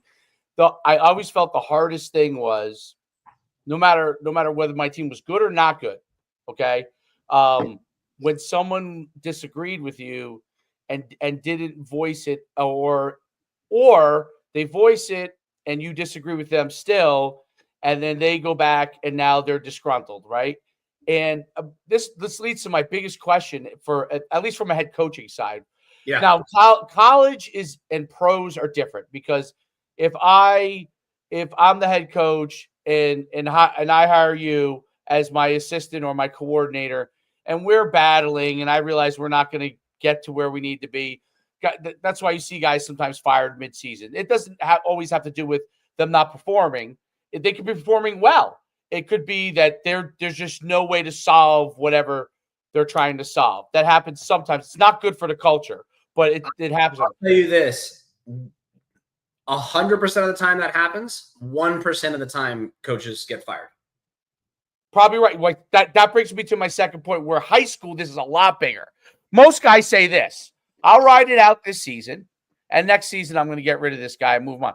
In high school, we 100%, because a lot of times the administration, like if I went and said, hey, Brian wasn't, is not doing everything, he doesn't disagree with me, they're going to be like, make it work. Like, we're not getting rid of guys, you know what I mean? For the most part, right? I mean, very rarely, sometimes you have a group that's willing to do that. If you do that, you've hit gold as a high school head coach. Yeah, right. But you have a lot of times where you're like, and me and Derek have coached together for a couple of years. He probably can remember our first year, like where we probably thought to ourselves, there's a couple of guys that we probably should move on. Not that they were bad guys. They were good guys. Yeah. But just we're not on board with what we wanted, what we were trying to do. We're trying to shake things up. That's just one instance. But there's, as a head coach for 13 years, I could probably think of 5 or 6 instances of those things happening. What is the best solution? Or I don't know if there's a best solution. What are some of the things that you can do to try and manage that when you're probably not going to be able to fire that guy? Yeah. And you're probably going to be in a situation where he's going to be somewhat disgruntled, but you want to almost like, it's not that you want to isolate him, but you want to make sure that it doesn't Yes, you do. infect the team. Yeah. You do want to isolate him. Oh, you do? Okay. Good. Yeah. So Well, that's what I'm trying to figure out. Right. Right. I've always. Okay. You have to. Okay. Because otherwise, what's the incentive to change the behavior? It's the same thing with players. Like, look, if somebody's not aligning, you have to increase the discomfort and isolation until they make a decision to align or leave. That's right. That's the only option. Now, 100%, right? And a quick example, right? Not to cut you off, but so this is like the second year of our takeover with the program that I'm at right now. You had some of those guys where you come in last year, they're gonna be seniors. You can see like this isn't what I look like. This is my last year. I'm not. Now you move to year 2. You still have a little holdover of those now seniors, right? That were juniors. It'll be their second year in the program. And what's the buy-in, right? And there's levels of that, but you can see guys that, okay, majority here, and now those others are now isolated in a very uncomfortable position because guys that used to be their boys are now, we're not on the same page. Like we're with this new group. We're all seeing the vision and how he's in it for us, and the program has changed and all those kind of things. So now it's very, very uncomfortable when those guys are trying to do what they used to do. And it's either fall in line or kick rocks. So yeah, it's and look, I mean, I I'm a locker room guy, I'm a staff room guy, so I don't live in a utopia of just isolate the guy and everybody will get there. Like, look, whether it's players or coaches, it's pretty straightforward. There's a simple calculation.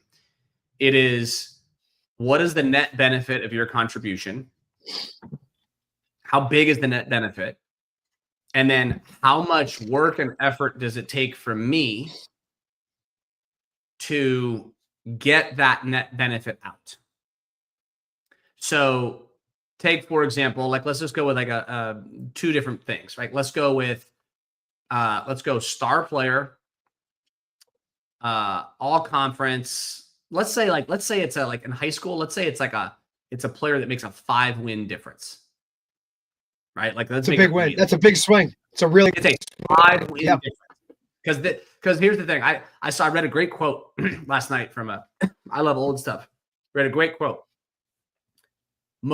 Most times we are successful at resisting temptation. It's because the temptation was too weak, not because our discipline was so strong. And I was like, got it. That's a great quote. It's true, baby.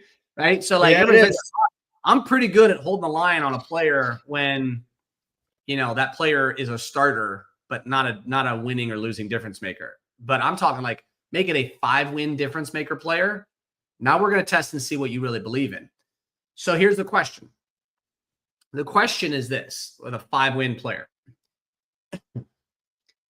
Are they actively fighting against and undermining you and pulling other players with them? Or are they just not showing all the levels of effort that you would like? Like I played in college. I played in college with 2 of the best football players I've ever seen. One of them, running back, that I played with in college. We graduated together. You ready for this? We played. This was at by the way, at Worcester. You mentioned We Are Marshall. Jack Langill, who took over at West Virginia, or took over at Marshall, came from Worcester. Oh, okay. So ironically, I played with a guy. Tony Sutton is his name. He his junior year, our junior year, he played in 8.5 games. Right? He ran for 2,300 yards and 31 touchdowns. Wow. In 8.5 games. Like, I mean, he was one of the best football players I've ever met, right? I don't know that I ever saw him in the gym in 4 years. He ran track in the off season, so he didn't have to do the off season workouts. And then he was somehow, had hamstring tweaks all through track season. He might have, I don't know. He practiced fine, but he wasn't a leader in practice by any stretch of imagination, right? You saw him in practice, you would never be like, there's the stud, there's the star, right? Like you'd never say that. But like he was the best player on every field we ever stepped foot on, ever, all the time. But he was that. But here's the thing: he wasn't a problem. So it's this: like, would I, as a coach and as a player, would I want him to be a certain kind of? Yes, of course, I want that. But I look at it like, what's the benefit, and then what's the detriment, and how hard do I have to work? Not hard. Like, he just has to be neutral. Sometimes guys are just really good at ball, and that's all they want to do. That's just how it works sometimes.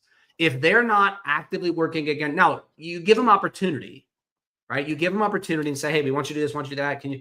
And if they're like, look, that's just not my thing, I don't do that. As long as they're not detracting, let it go. Give somebody else the leadership job. Let somebody else carry that piece. And then same thing with coaches. Like, look, if you are in college or if you're in high school, if you're a great D coordinator and you don't want to do all this culture stuff, I'm just going to have a conversation and say, look, I'm not going to ask you to do this other stuff. You just have to make sure you don't undermine it ever. Don't undermine it. Don't work against it. Don't roll your eyes at it. Don't let people see you. I don't want to hear you talking. I don't want to hear anything about this. You don't have to be running with this flag like this. Do not get in the way. Stay neutral. And then we'll go out and do it. Do your thing. I'll let you do it. Wonderful. Fine. Like be a realist about it. But the second you start having to put in effort to fight against it, now what you have to start calculating is, oh, I now have to start devoting hours of my week to correcting problems you're adding into. Now our calculation is different. But if they're neutral and they're in college and they're bringing in talent all the time and they're just not a culture warrior or whatever, right. Fine. Like if that's a really, really great point. It's there are times that you don't need to do anything. Right? There are times when if it's you think, in a perfect world this would be great, but there's no need to get concerned about it. And there's nothing wrong with continuing to try and get that guy back into the weight room more, but if it doesn't affect anything, then right, that neutral part is interesting. One of the things I was thinking about is like, and I only nailed this once in my career as a head coach. And Derek will know the place I was talking about. I took over a program that was just horrendous. I mean, probably the worst in the state of New Jersey at the time. And we ended up 5 years later playing the state championship. And we had like a crazy run at one point, like, 19 to 21 games or something like that. Nice. We ended up losing. We lost the state championship, though. That was one of the losses. But what was interesting was in that one time, one of the few times in my career, I think I really nailed it, was there were coaches I brought into my staff initially that I thought the team was so bad, and it's not that the kids' fault because they actually give great effort all the time. Yeah. So they just talent-wise, we weren't there. It's just going to take time to get the kids in. And the coaches I knew were going to be burnt out eventually. Like I basically got guys on board that I knew that, like some of who were my friends, I knew that 3 years down the line, we're going to move on to another place because they were going to be burnt from the amount of losing we had in those first couple of years. And I just knew that was going to happen. But but they were very helpful, believe it or not, in the early stages of getting things to a point of stability. That's the only way I could put it. Like a point of stability. So I knew eventually they were going to come to me and say, it was me who had the vision of where we're going to go, but I didn't expect them to see that eventually it was going to turn. I would say it all the time, but it's hard to get guys to say, okay, I'm going to invest 5 years. It's going to turn in 4 or 5 years. Of course. Yeah. And is there a place for people like that along the way? And the only guys that lasted with me were a guy who had been at that school 30 years before me. He was an older guy. He was going to be there no matter what. He made it all the way through. And my line coach, who I told him right from the beginning, who was definitely not even on board with anything I had to do in the beginning. But I said, if you eventually see it, you're going to be the most important guy, my offensive line coach, because I'm going to need you. And he was the other guy that made it all the way through. So two guys made it all the way through. Everybody else turned over. The guys that we had as coordinators when we were in the championship were way different guys from when we had early on. Is there stages in a team evolution that certain guys are valuable at certain points, and then it's better for them to move on and find something else later. Is that something that's real, or I get lucky in that aspect? I don't know. Yes, that's real in every profession. Okay. It's real in every business, real in every team. Some people are builders, turnaround specialists. Some people are good at taking something from 0 to 1, or good at cranking it up, but really struggle with sustaining, right? And that's just not, part of it is they love that climb, or they love this, or they love that. It's also Larry Brown, for example, basketball coach. Yeah. He would be the guy that would say, take over a bad situation, get to the top, gone, leave immediately. Yeah. And also, it's also, the coach thing, right? Back to what we talked about at the beginning of. That's why coaches will say things like, what got you here won't get you there. And then they will refuse to change their own patterns with it. I'm like, okay, like don't say the principle. And then when this is the thing, I would say this, everybody has the courage to face somebody else's fears, right? Everybody has the discipline to solve somebody else's responsibilities. And it's like, with this, the question you're asking is very real. It's like, yes, you have to evolve. You have to evolve as a player. You got to evolve as a coach, and you don't have to evolve. But that just means that then if you're not going to evolve, then you as the head coach say, okay, great, but I need this now, and you're not providing that. And I don't owe you a position if you're not going to do the things that position requires, any more than a linebacker who's going to be like, you know what? I don't really like our run fits, so I'm going to do the run fits the way I like them. Right. Well, no, we don't run fits like that. We do run fits like this. He's like, well, I've done them for my career this way. Then you should go play for a team that does run fits that way. Right? Like, so it's the same thing here. It's like, and this is the thing in head coaching where the hard part is sometimes you meet good friends who don't want to coach the way that you're leading the program. Right. Well, I own a business. Like, there's people who've worked for me who are like, I don't want to do it like this. I believe in your right to do it the way that you would like to do it. And when you own a business, you can run it the way you want. This one's mine. We're going to run it like this. If you want to tell me that I'm running it the wrong way and explain to me why you think there's a better way, I will listen to it. But I will ultimately have to make a decision on how I want to do it, not you. I'll take your input, but I'm the decision maker on this. That's how it has to be. Like we don't have to, we can still be friends. Right. But don't come to me and then tell me that you want to run it this way against my wishes, and then tell me I have to back down to your personal preferences. That's not how this works. Yeah. It's really, really interesting. I mean, the thought process that you have and how you put those pieces together is so just unbelievable. I mean, in just the hour and a half, there's all kinds of things that I learned, like questions that I even had about things I've done as a coach, as a head coach, or as an assistant, or as a business owner.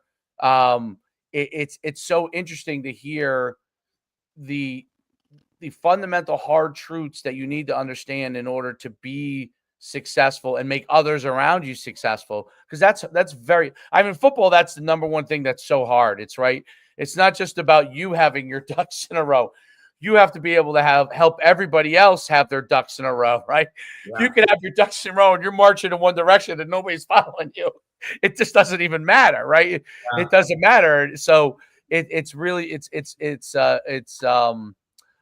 getting people on board. It's that being that band leader. I mean, one of the things I always thought was so interesting about, and it's obviously part of college football, a huge part, obviously still of college football, is, and high school probably in most places still, I would guess, is the band.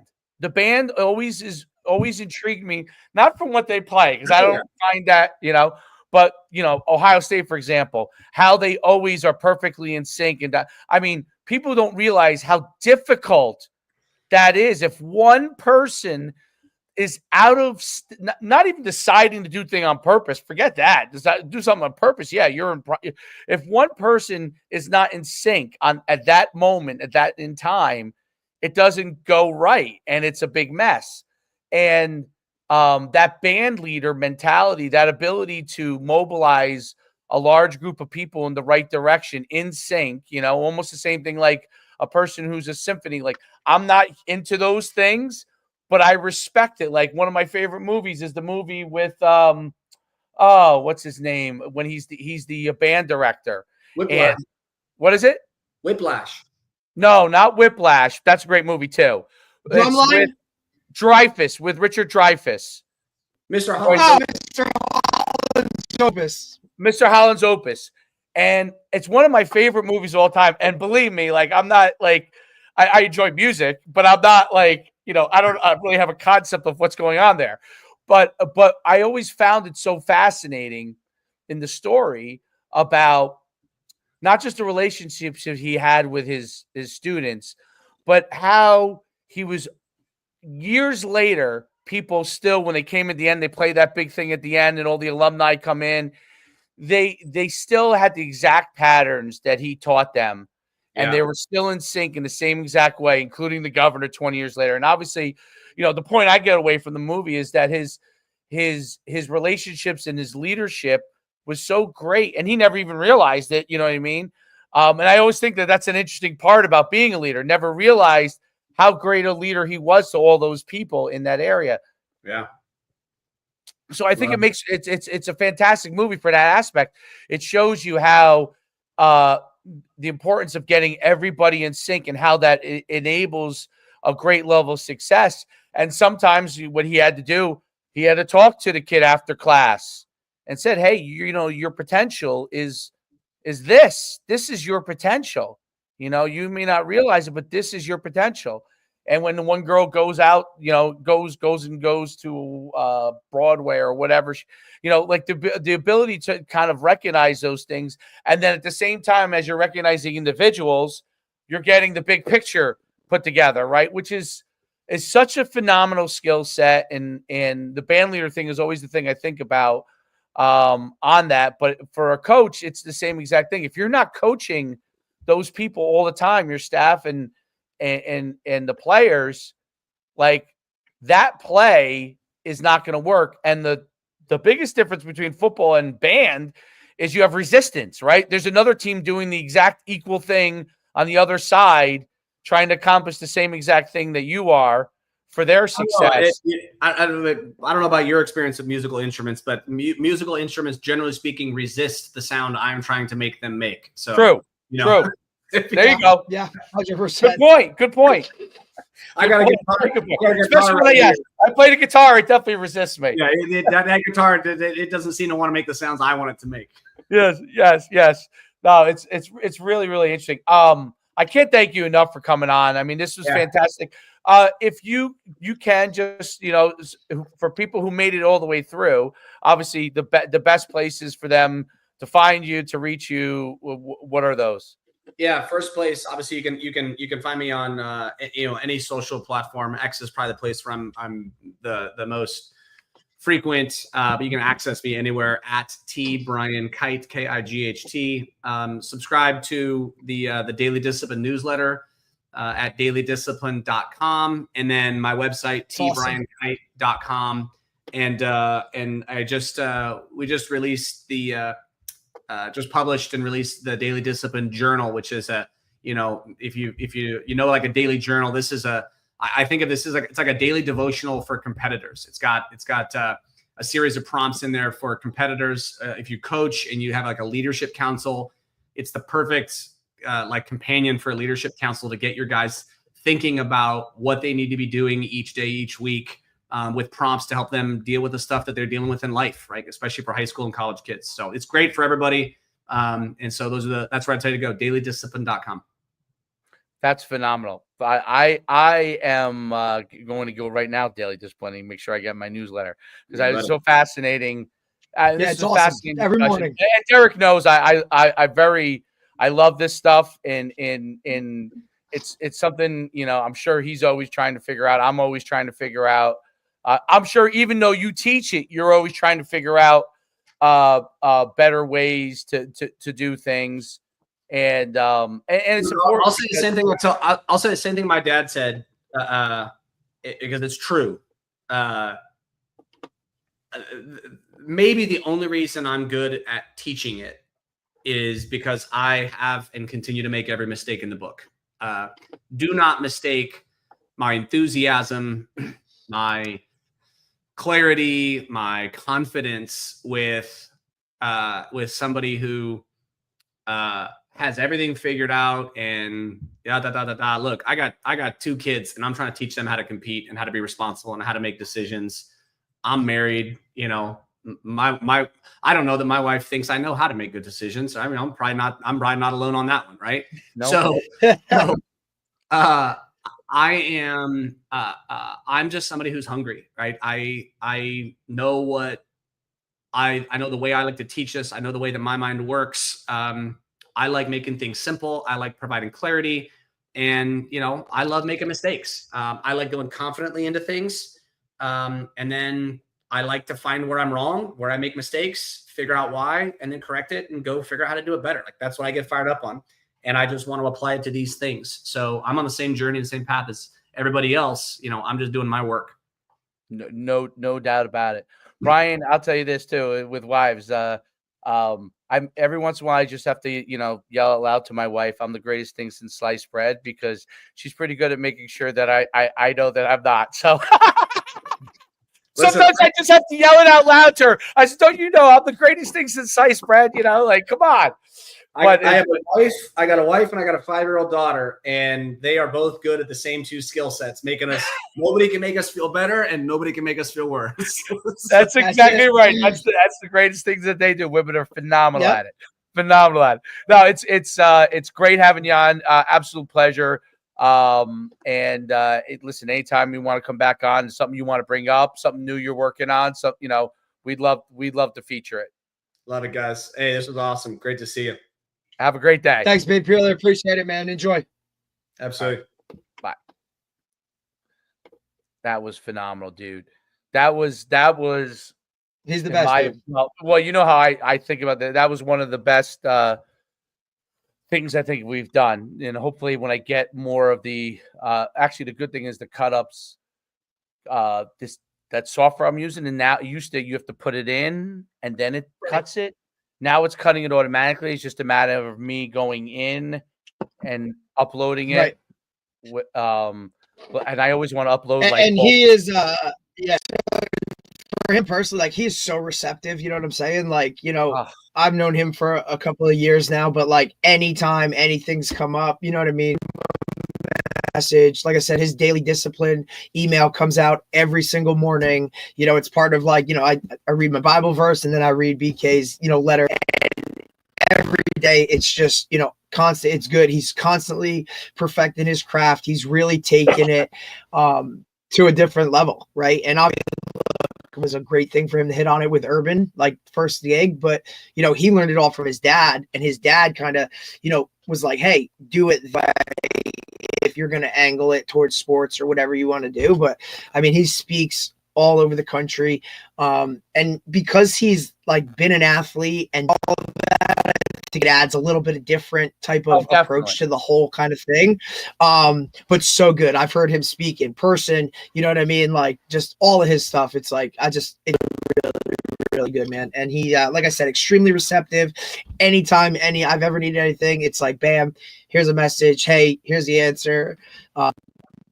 He was more than excited to be like, hey, yeah, I'll jump on, you know what I mean? Like, let's talk.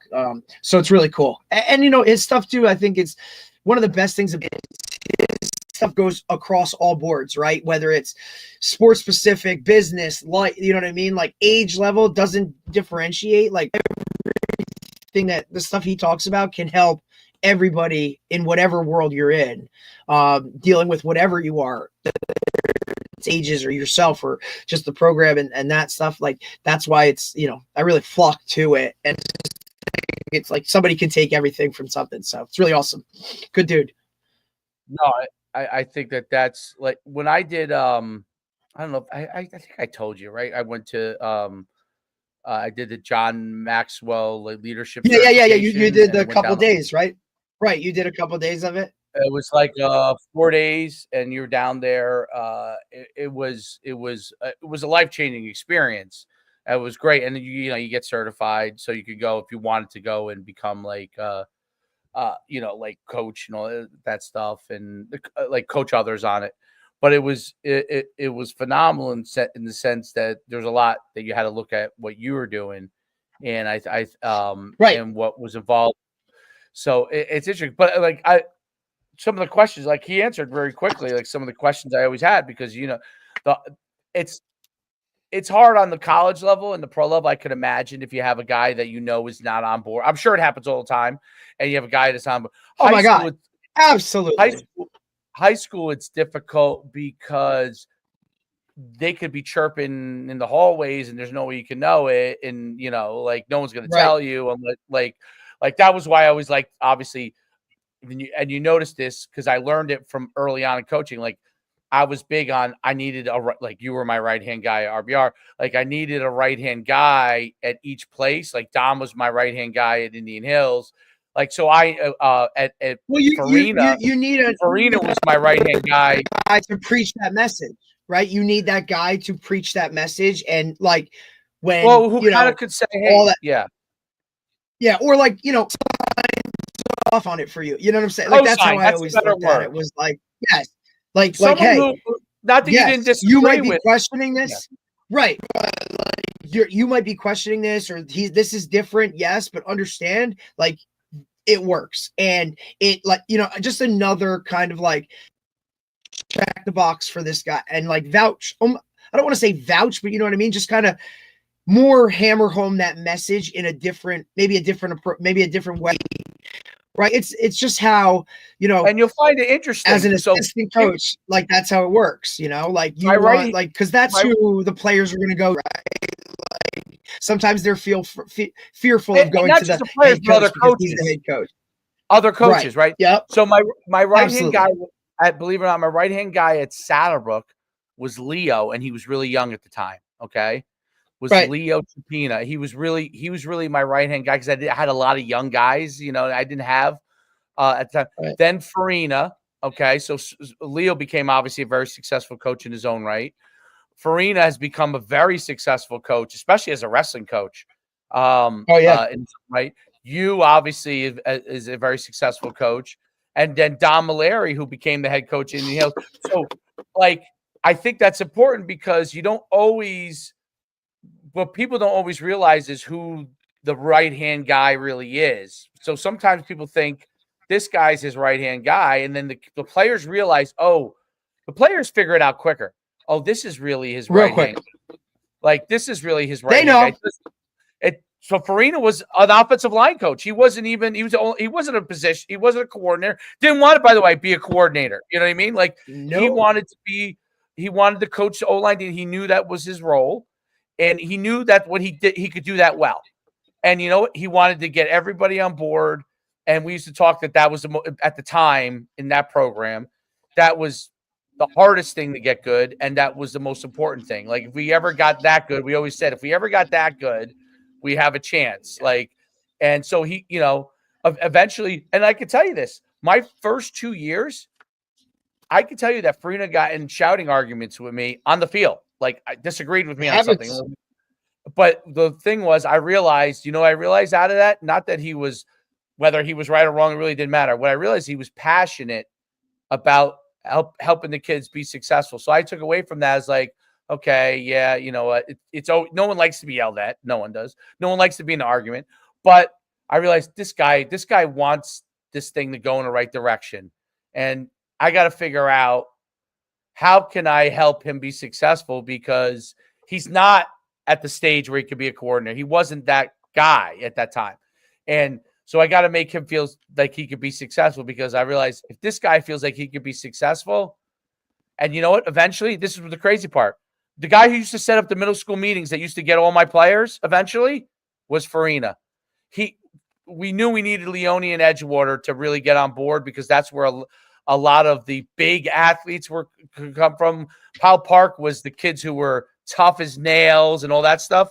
But we needed, and St. Hilaire was Powell Park kid, but and he was a great athlete. But we needed the kids who had won a lot of youth championships. Like those kids on the Leone side played part of Edgewater, and they were on the Fort. They were actually Fort Lee, and they would win championships. So we knew those kids won championships, but it was hard to get them to come to us. So they would go to a Catholic school. And then Farina would set up those middle school meetings and get them to listen to me. And he would tell them all, just come to the meeting. You don't have to go and play for us. We don't care if you go to Bergen Catholic or Paramus Catholic or St. Joe. We just want you to listen. And then, and then we used to always say, even if you leave, doors always open. We don't care. If you decide to leave, that was fine. No problem. We're not the right place for you right now. Maybe something happens. And you know what's crazy about it? Eventually it does happen because the kid plays he realizes, I'm really good, but I may not start over this kid at this big school, like it's not that he wasn't good. It's just that there's another Division I kid ahead of you. So you come back and all of a sudden they make your program, right? And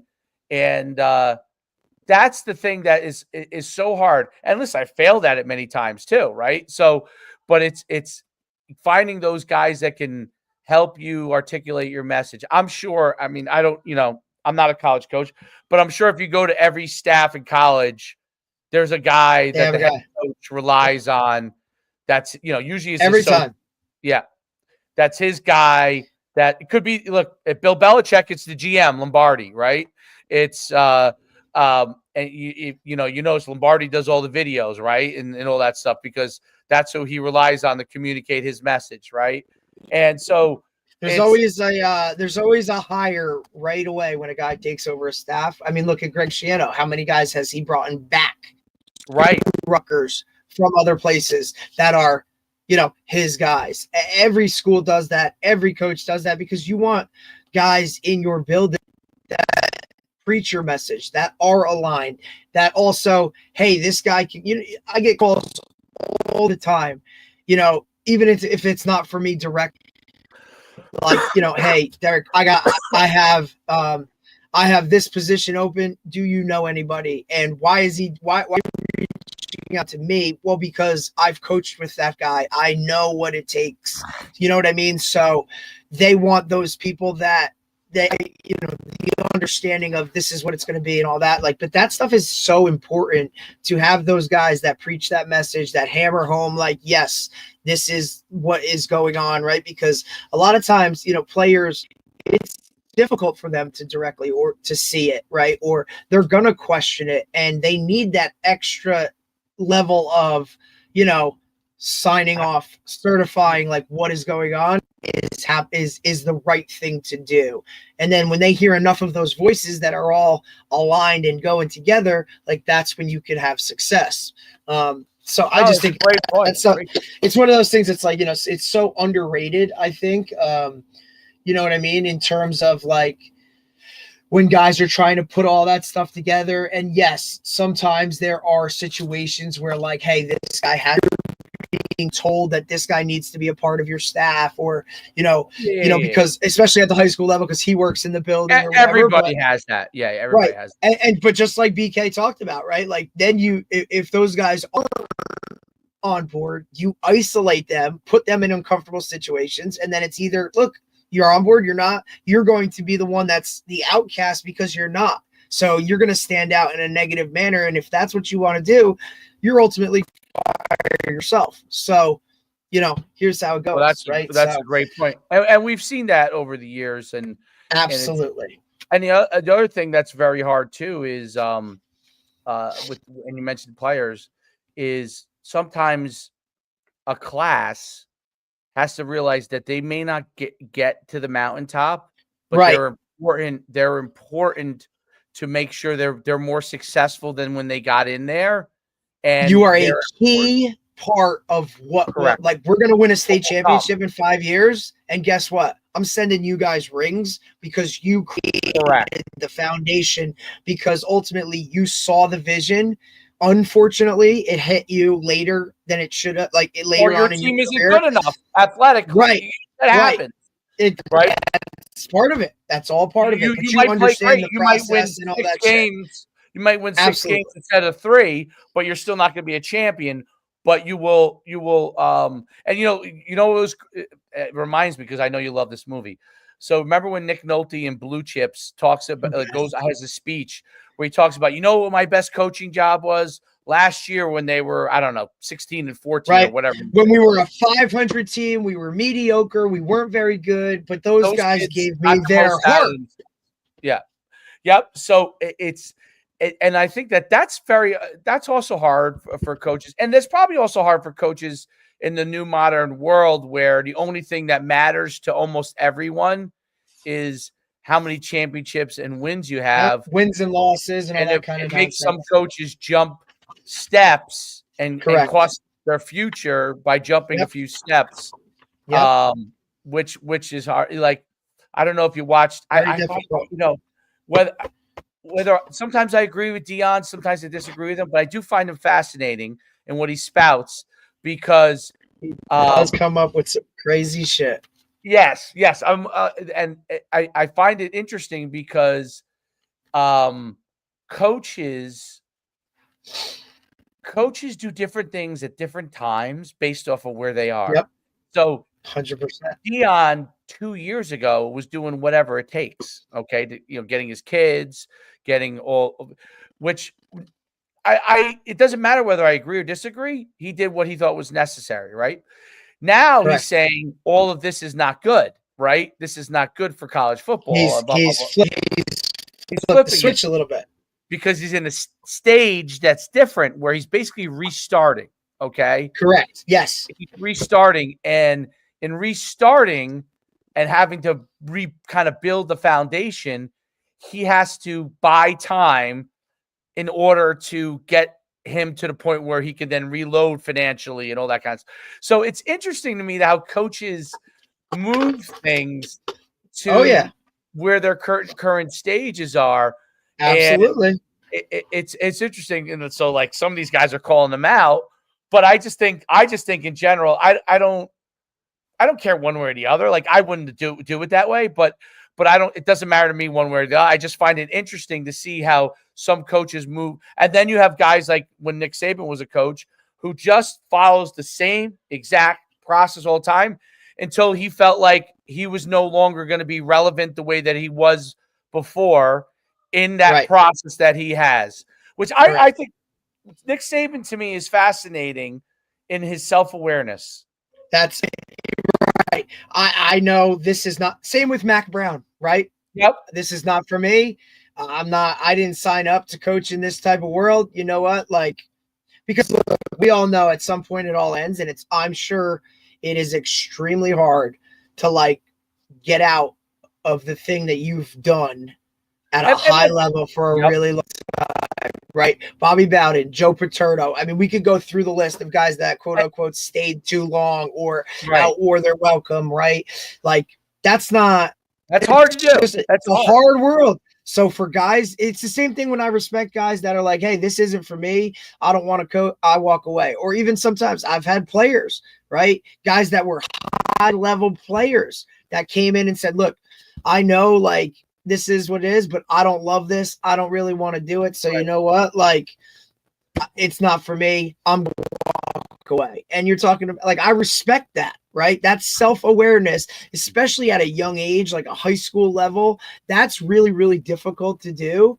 And to just like, formally do that, right? Like the actual telling of like, hey, I'm not going to do this, where the coach is going to come back at you like, oh, you should be this. And no, to stand on your ground and know yourself. Like, kudos to those guys. But for coaches, I get it. It's a tough world to like take that next step or walk away and those things. But self-awareness, like, it's rare. It really is. Because the truth is, if Nick Saban wanted to, he would. If he wanted to change his thought process on it, he 100% would, and he would honestly, he'd be right back in there hunting to win championships. 100%. But he just said, "Hey, this is not for me. This is not what I think is going to be something I can't live every day like this. I can't. That's not. I hit part of what he liked about college football is that whether it always happened or it didn't, he liked having his wife sit with the parents and the moms and have those relationships. And obviously nothing always works out, but he liked the ideal of the fact that that's what he was striving for. And it didn't always work that way. But for him, if he now knows that's not what he's striving for anymore, he's just striving for victories because of money, then it's going to be hard. Now, other coaches welcome that, and they think this is, and kudos to them. I can succeed in this world. This is a world that I can be really successful. This is my skill set. There are guys that it is right in their skill set. And you know what? They do a great job of it. They know how to manage donors. They know how to manage players. They know how to manage like there are guys that are able to do it. It's very interesting. And I think a guy like obviously Brian really can help you. I mean, listen, I think guys are fools if they don't, as a head coach, have a guy like that who has no investment in the program, but is invested in your success. You know, Correct. Paying him to pay. You know, sometimes you got to pay someone to tell you the truth. You know, and that's having that is important, especially because the stress, of what they're under. Not just the head coach, obviously, all of those guys are under tremendous stress.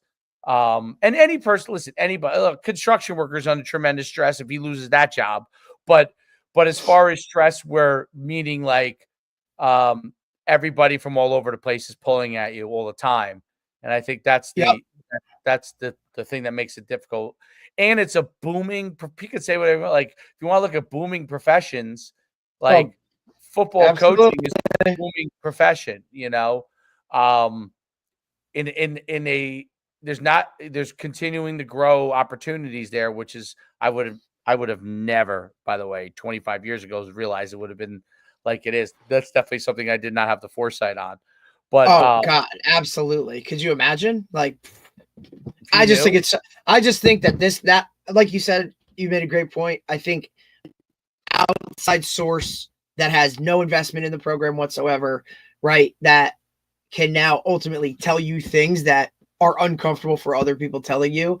And look, you also now, again, back to it, have to have the self-awareness and the willing to take that on the chin and now not dig a hole and put yourself in the ground and be like, oh, well, poor me, and make every excuse under the sun.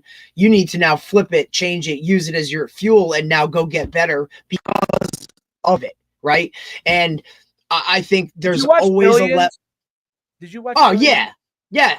Great series. Showtime. His right-hand guy was the one guy, great actor. I can't think of his name, the guy. But he's the man. His paid consigliere was the woman. And she was that Brian KIGHT. Like the other guy was his right-hand man. Like he would live or die with him. Even if he was making the wrong decision and he knew it was the wrong decision, he'd try to advise him out of it.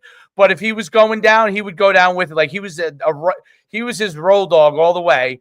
And that woman was the one, I can't think of her name, but that show was so great because of the dynamics of that. Like this was the person who will tell you whether you like it or not.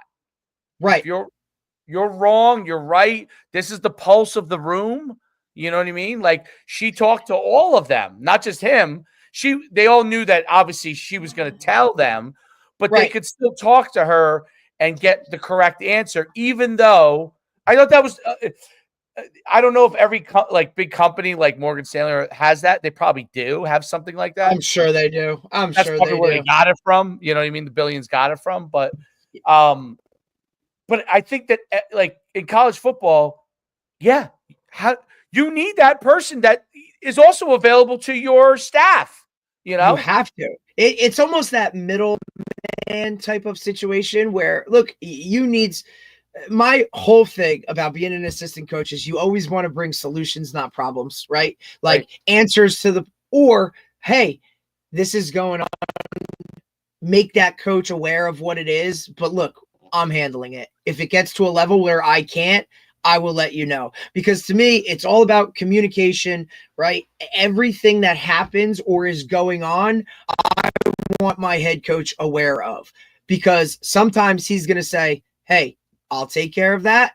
Or he's going to say, hey, you take care of that. And the longer you're on a staff, right, the more flow you get with each other and you feel certain things out like coach. But to me, the bottom line is coaches always need to be aware of majority of the situations, 90, 10%, right? Because if That's no how one can be aware of everything, but 90-10, yeah, right? I agree. Like absolutely 90-10. Where look, I'm not gonna tell a guy that like they hate the New Jersey, like or just that's kind of a bad example because jerseys are pretty important, right? But if it's some little type of nonsense you can knock out on your own and he never needs to know about it because it's not going to affect anything, it's only gonna like add fuel to the fire. Handle it, take care of it, whatever. But that's hard because a lot of guys always want some type of, well, I took care of that and he doesn't, you know what I mean? Like they need to be praised for, like B said, shit that you're supposed to do. Like this is your job, dude. Like don't bitch about and complain about having to deal with it. This is what you signed up for. If you don't want to do that, go somewhere else. Go be a head coach. Go do this, go do that. The role of an assistant is to put out those little fires before they spread or they get bigger. You're supposed to be engulfed in the culture and hammer down on that's what it is. You're not supposed to be out there going, well, if I was the head coach, I'd do that. That ain't this. That's not what this is. But if you're one of those, like you're going to be out and it's going to show, right? Because when your position group is the only position group that's bitching and moaning about, having to work out at 7 a.m. and all the other guys are on board. Well, why is that? Are you not preaching this message as to 7 a.m. workouts are better because we're even if you don't feel that way? And if you ultimately don't feel that way or don't align with the head coach, then your life's going to be miserable because of you. It's the same thing with like going into a job interview and pretended to be something you're not. Now you have to go fake it if you get the job. Who the hell wants to do that? You're going to be miserable. Be you. Like just it is what it is. No, there's no doubt about it. I'm gonna connect. I'm gonna reach out to Brian and connect him with my sister because I think,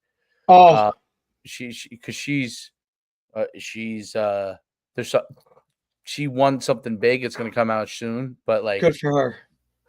Like she's not even. It's funny because she's not really trying to move up per se, but she's moving up by default. Her actions, people are becoming dude. She's being really good at what where her feet are.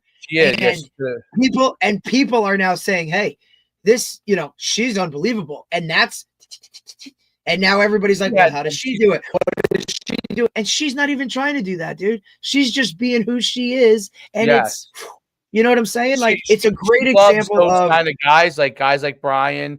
Like when she was at Colby, she brought up DaCosta from the Ravens, like came up and she wants to be great, man. Like she wants to and she wants other people. She wants everybody else to learn too. Like so it's not and sometimes coming from somewhere else, like we said, delivering that message, right? It's the same message, but maybe it's in a different form. Maybe it's in a different. Just hearing it from someone else is just different. It's funny because she's like my baby sister, but her best skill set as a kid, is the skill sets that's still her best skill set, which is interesting. I mean, as a little kid, she was the kid who was very personable. Like, I mean, and she would like make friends easily and would be able to, would be able to like, meet new people pretty easily. Like she was really good at that. Right. Like that was her skill set, even as because athletically she wasn't like her brothers. Right. So she wasn't trying to be like her, trying to be like her brothers. While her brothers were on a rampage tear to try and be like XYZ, because me and my brother were in the same room. We're like different sports, but we would talk about it every night. Like, I'm going to the pro. Like, this was a daily conversation. She was in a different room thinking about totally different things. You know what I mean? And so the skill set that's helped her in her life has been the ability to like take people who don't know each other and work together, how to be able to relate. But at the same time, she has a vision of where she wants to go, and she loves guys like Brian, anybody who can help her organization, listen, she meets with the Crafts, she meets with a New Balance CEO, like those are people. So they meet with her because obviously where they're located is that area. Right. And, and it's funny this morning when we were just going on, she sent me, what's the guy who's a famous, you would know him from the sports report. He used to be on the sports reporters. And then he was on that show. I think that might've got canceled, but he was a reporter from Boston. He was an Irish guy, old guy. He's been old forever. He's still, Bob Ryan. Bob Ryan. So she's been on stuff with Bob Ryan and her and Bob. Bro, he's a trip. Oh yeah, she said Bob Ryan's unbelievable, but like Bob Ryan didn't even know, obviously didn't know who she was, but now her and Bob Ryan are like get along great because she's been on panels with Bob Ryan. You know what I mean? Like talking about different things with sports, and that, and her and Bob Ryan had a very good relationship. So it's interesting how, like, but if you brought her name up, obviously she's not at Boston College or place that, but she has those relationships and she doesn't try to impose her success. That's what's interesting. Like, I feel like when someone's been the younger sibling like that, I work with, and that's funny you say that because my current head coach is that way. He's younger, right, and highly successful, but never that up. Like that is never a part of anything we do, and whether it's in the coaching world or the playing world, because he was really good at both and played it did it all at a high level.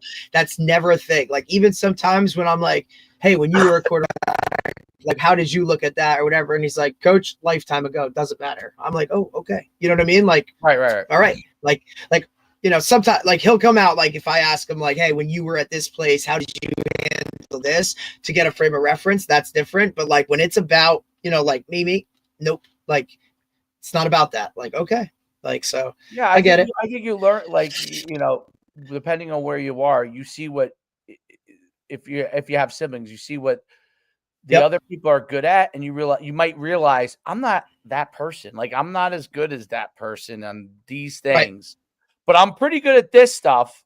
Let me focus on this and not try to be that person I'm never going to be that person. Like I can't do that, it was just like, listen, me and my brother, same room. He was a distance runner. I was a sprinter, hurdler. Like he couldn't outrun me when we were younger. He immediately was like, but I can run a lot farther, a lot longer than he can because he can't last. And those guys all put it together.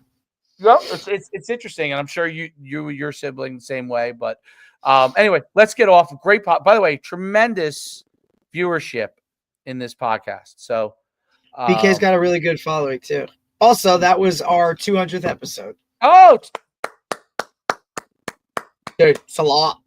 We're solid. I would have to do some research on this. I'm curious other podcasts that have done as many episodes as we have. Are there? I'm curious. I'm going to go look at some things and see if I can find some of these other bigger. I know like some of your like Bussin' with the Boys is on like 3 or 4. So, you know what I mean? Like I don't know. I'm just like, and I have it all dude. Coach, what's his name? Monday, June 26th, 2023 was we really started like, all right, rolling, like hammering home, and it's been since that. So the variety of guests too is just wild. Some of these guys have had 2 or 3 different jobs at this point. Well, that's the world we're in, definitely. So. That's it. All right. All right, man. All right, man. All right. Have a great day.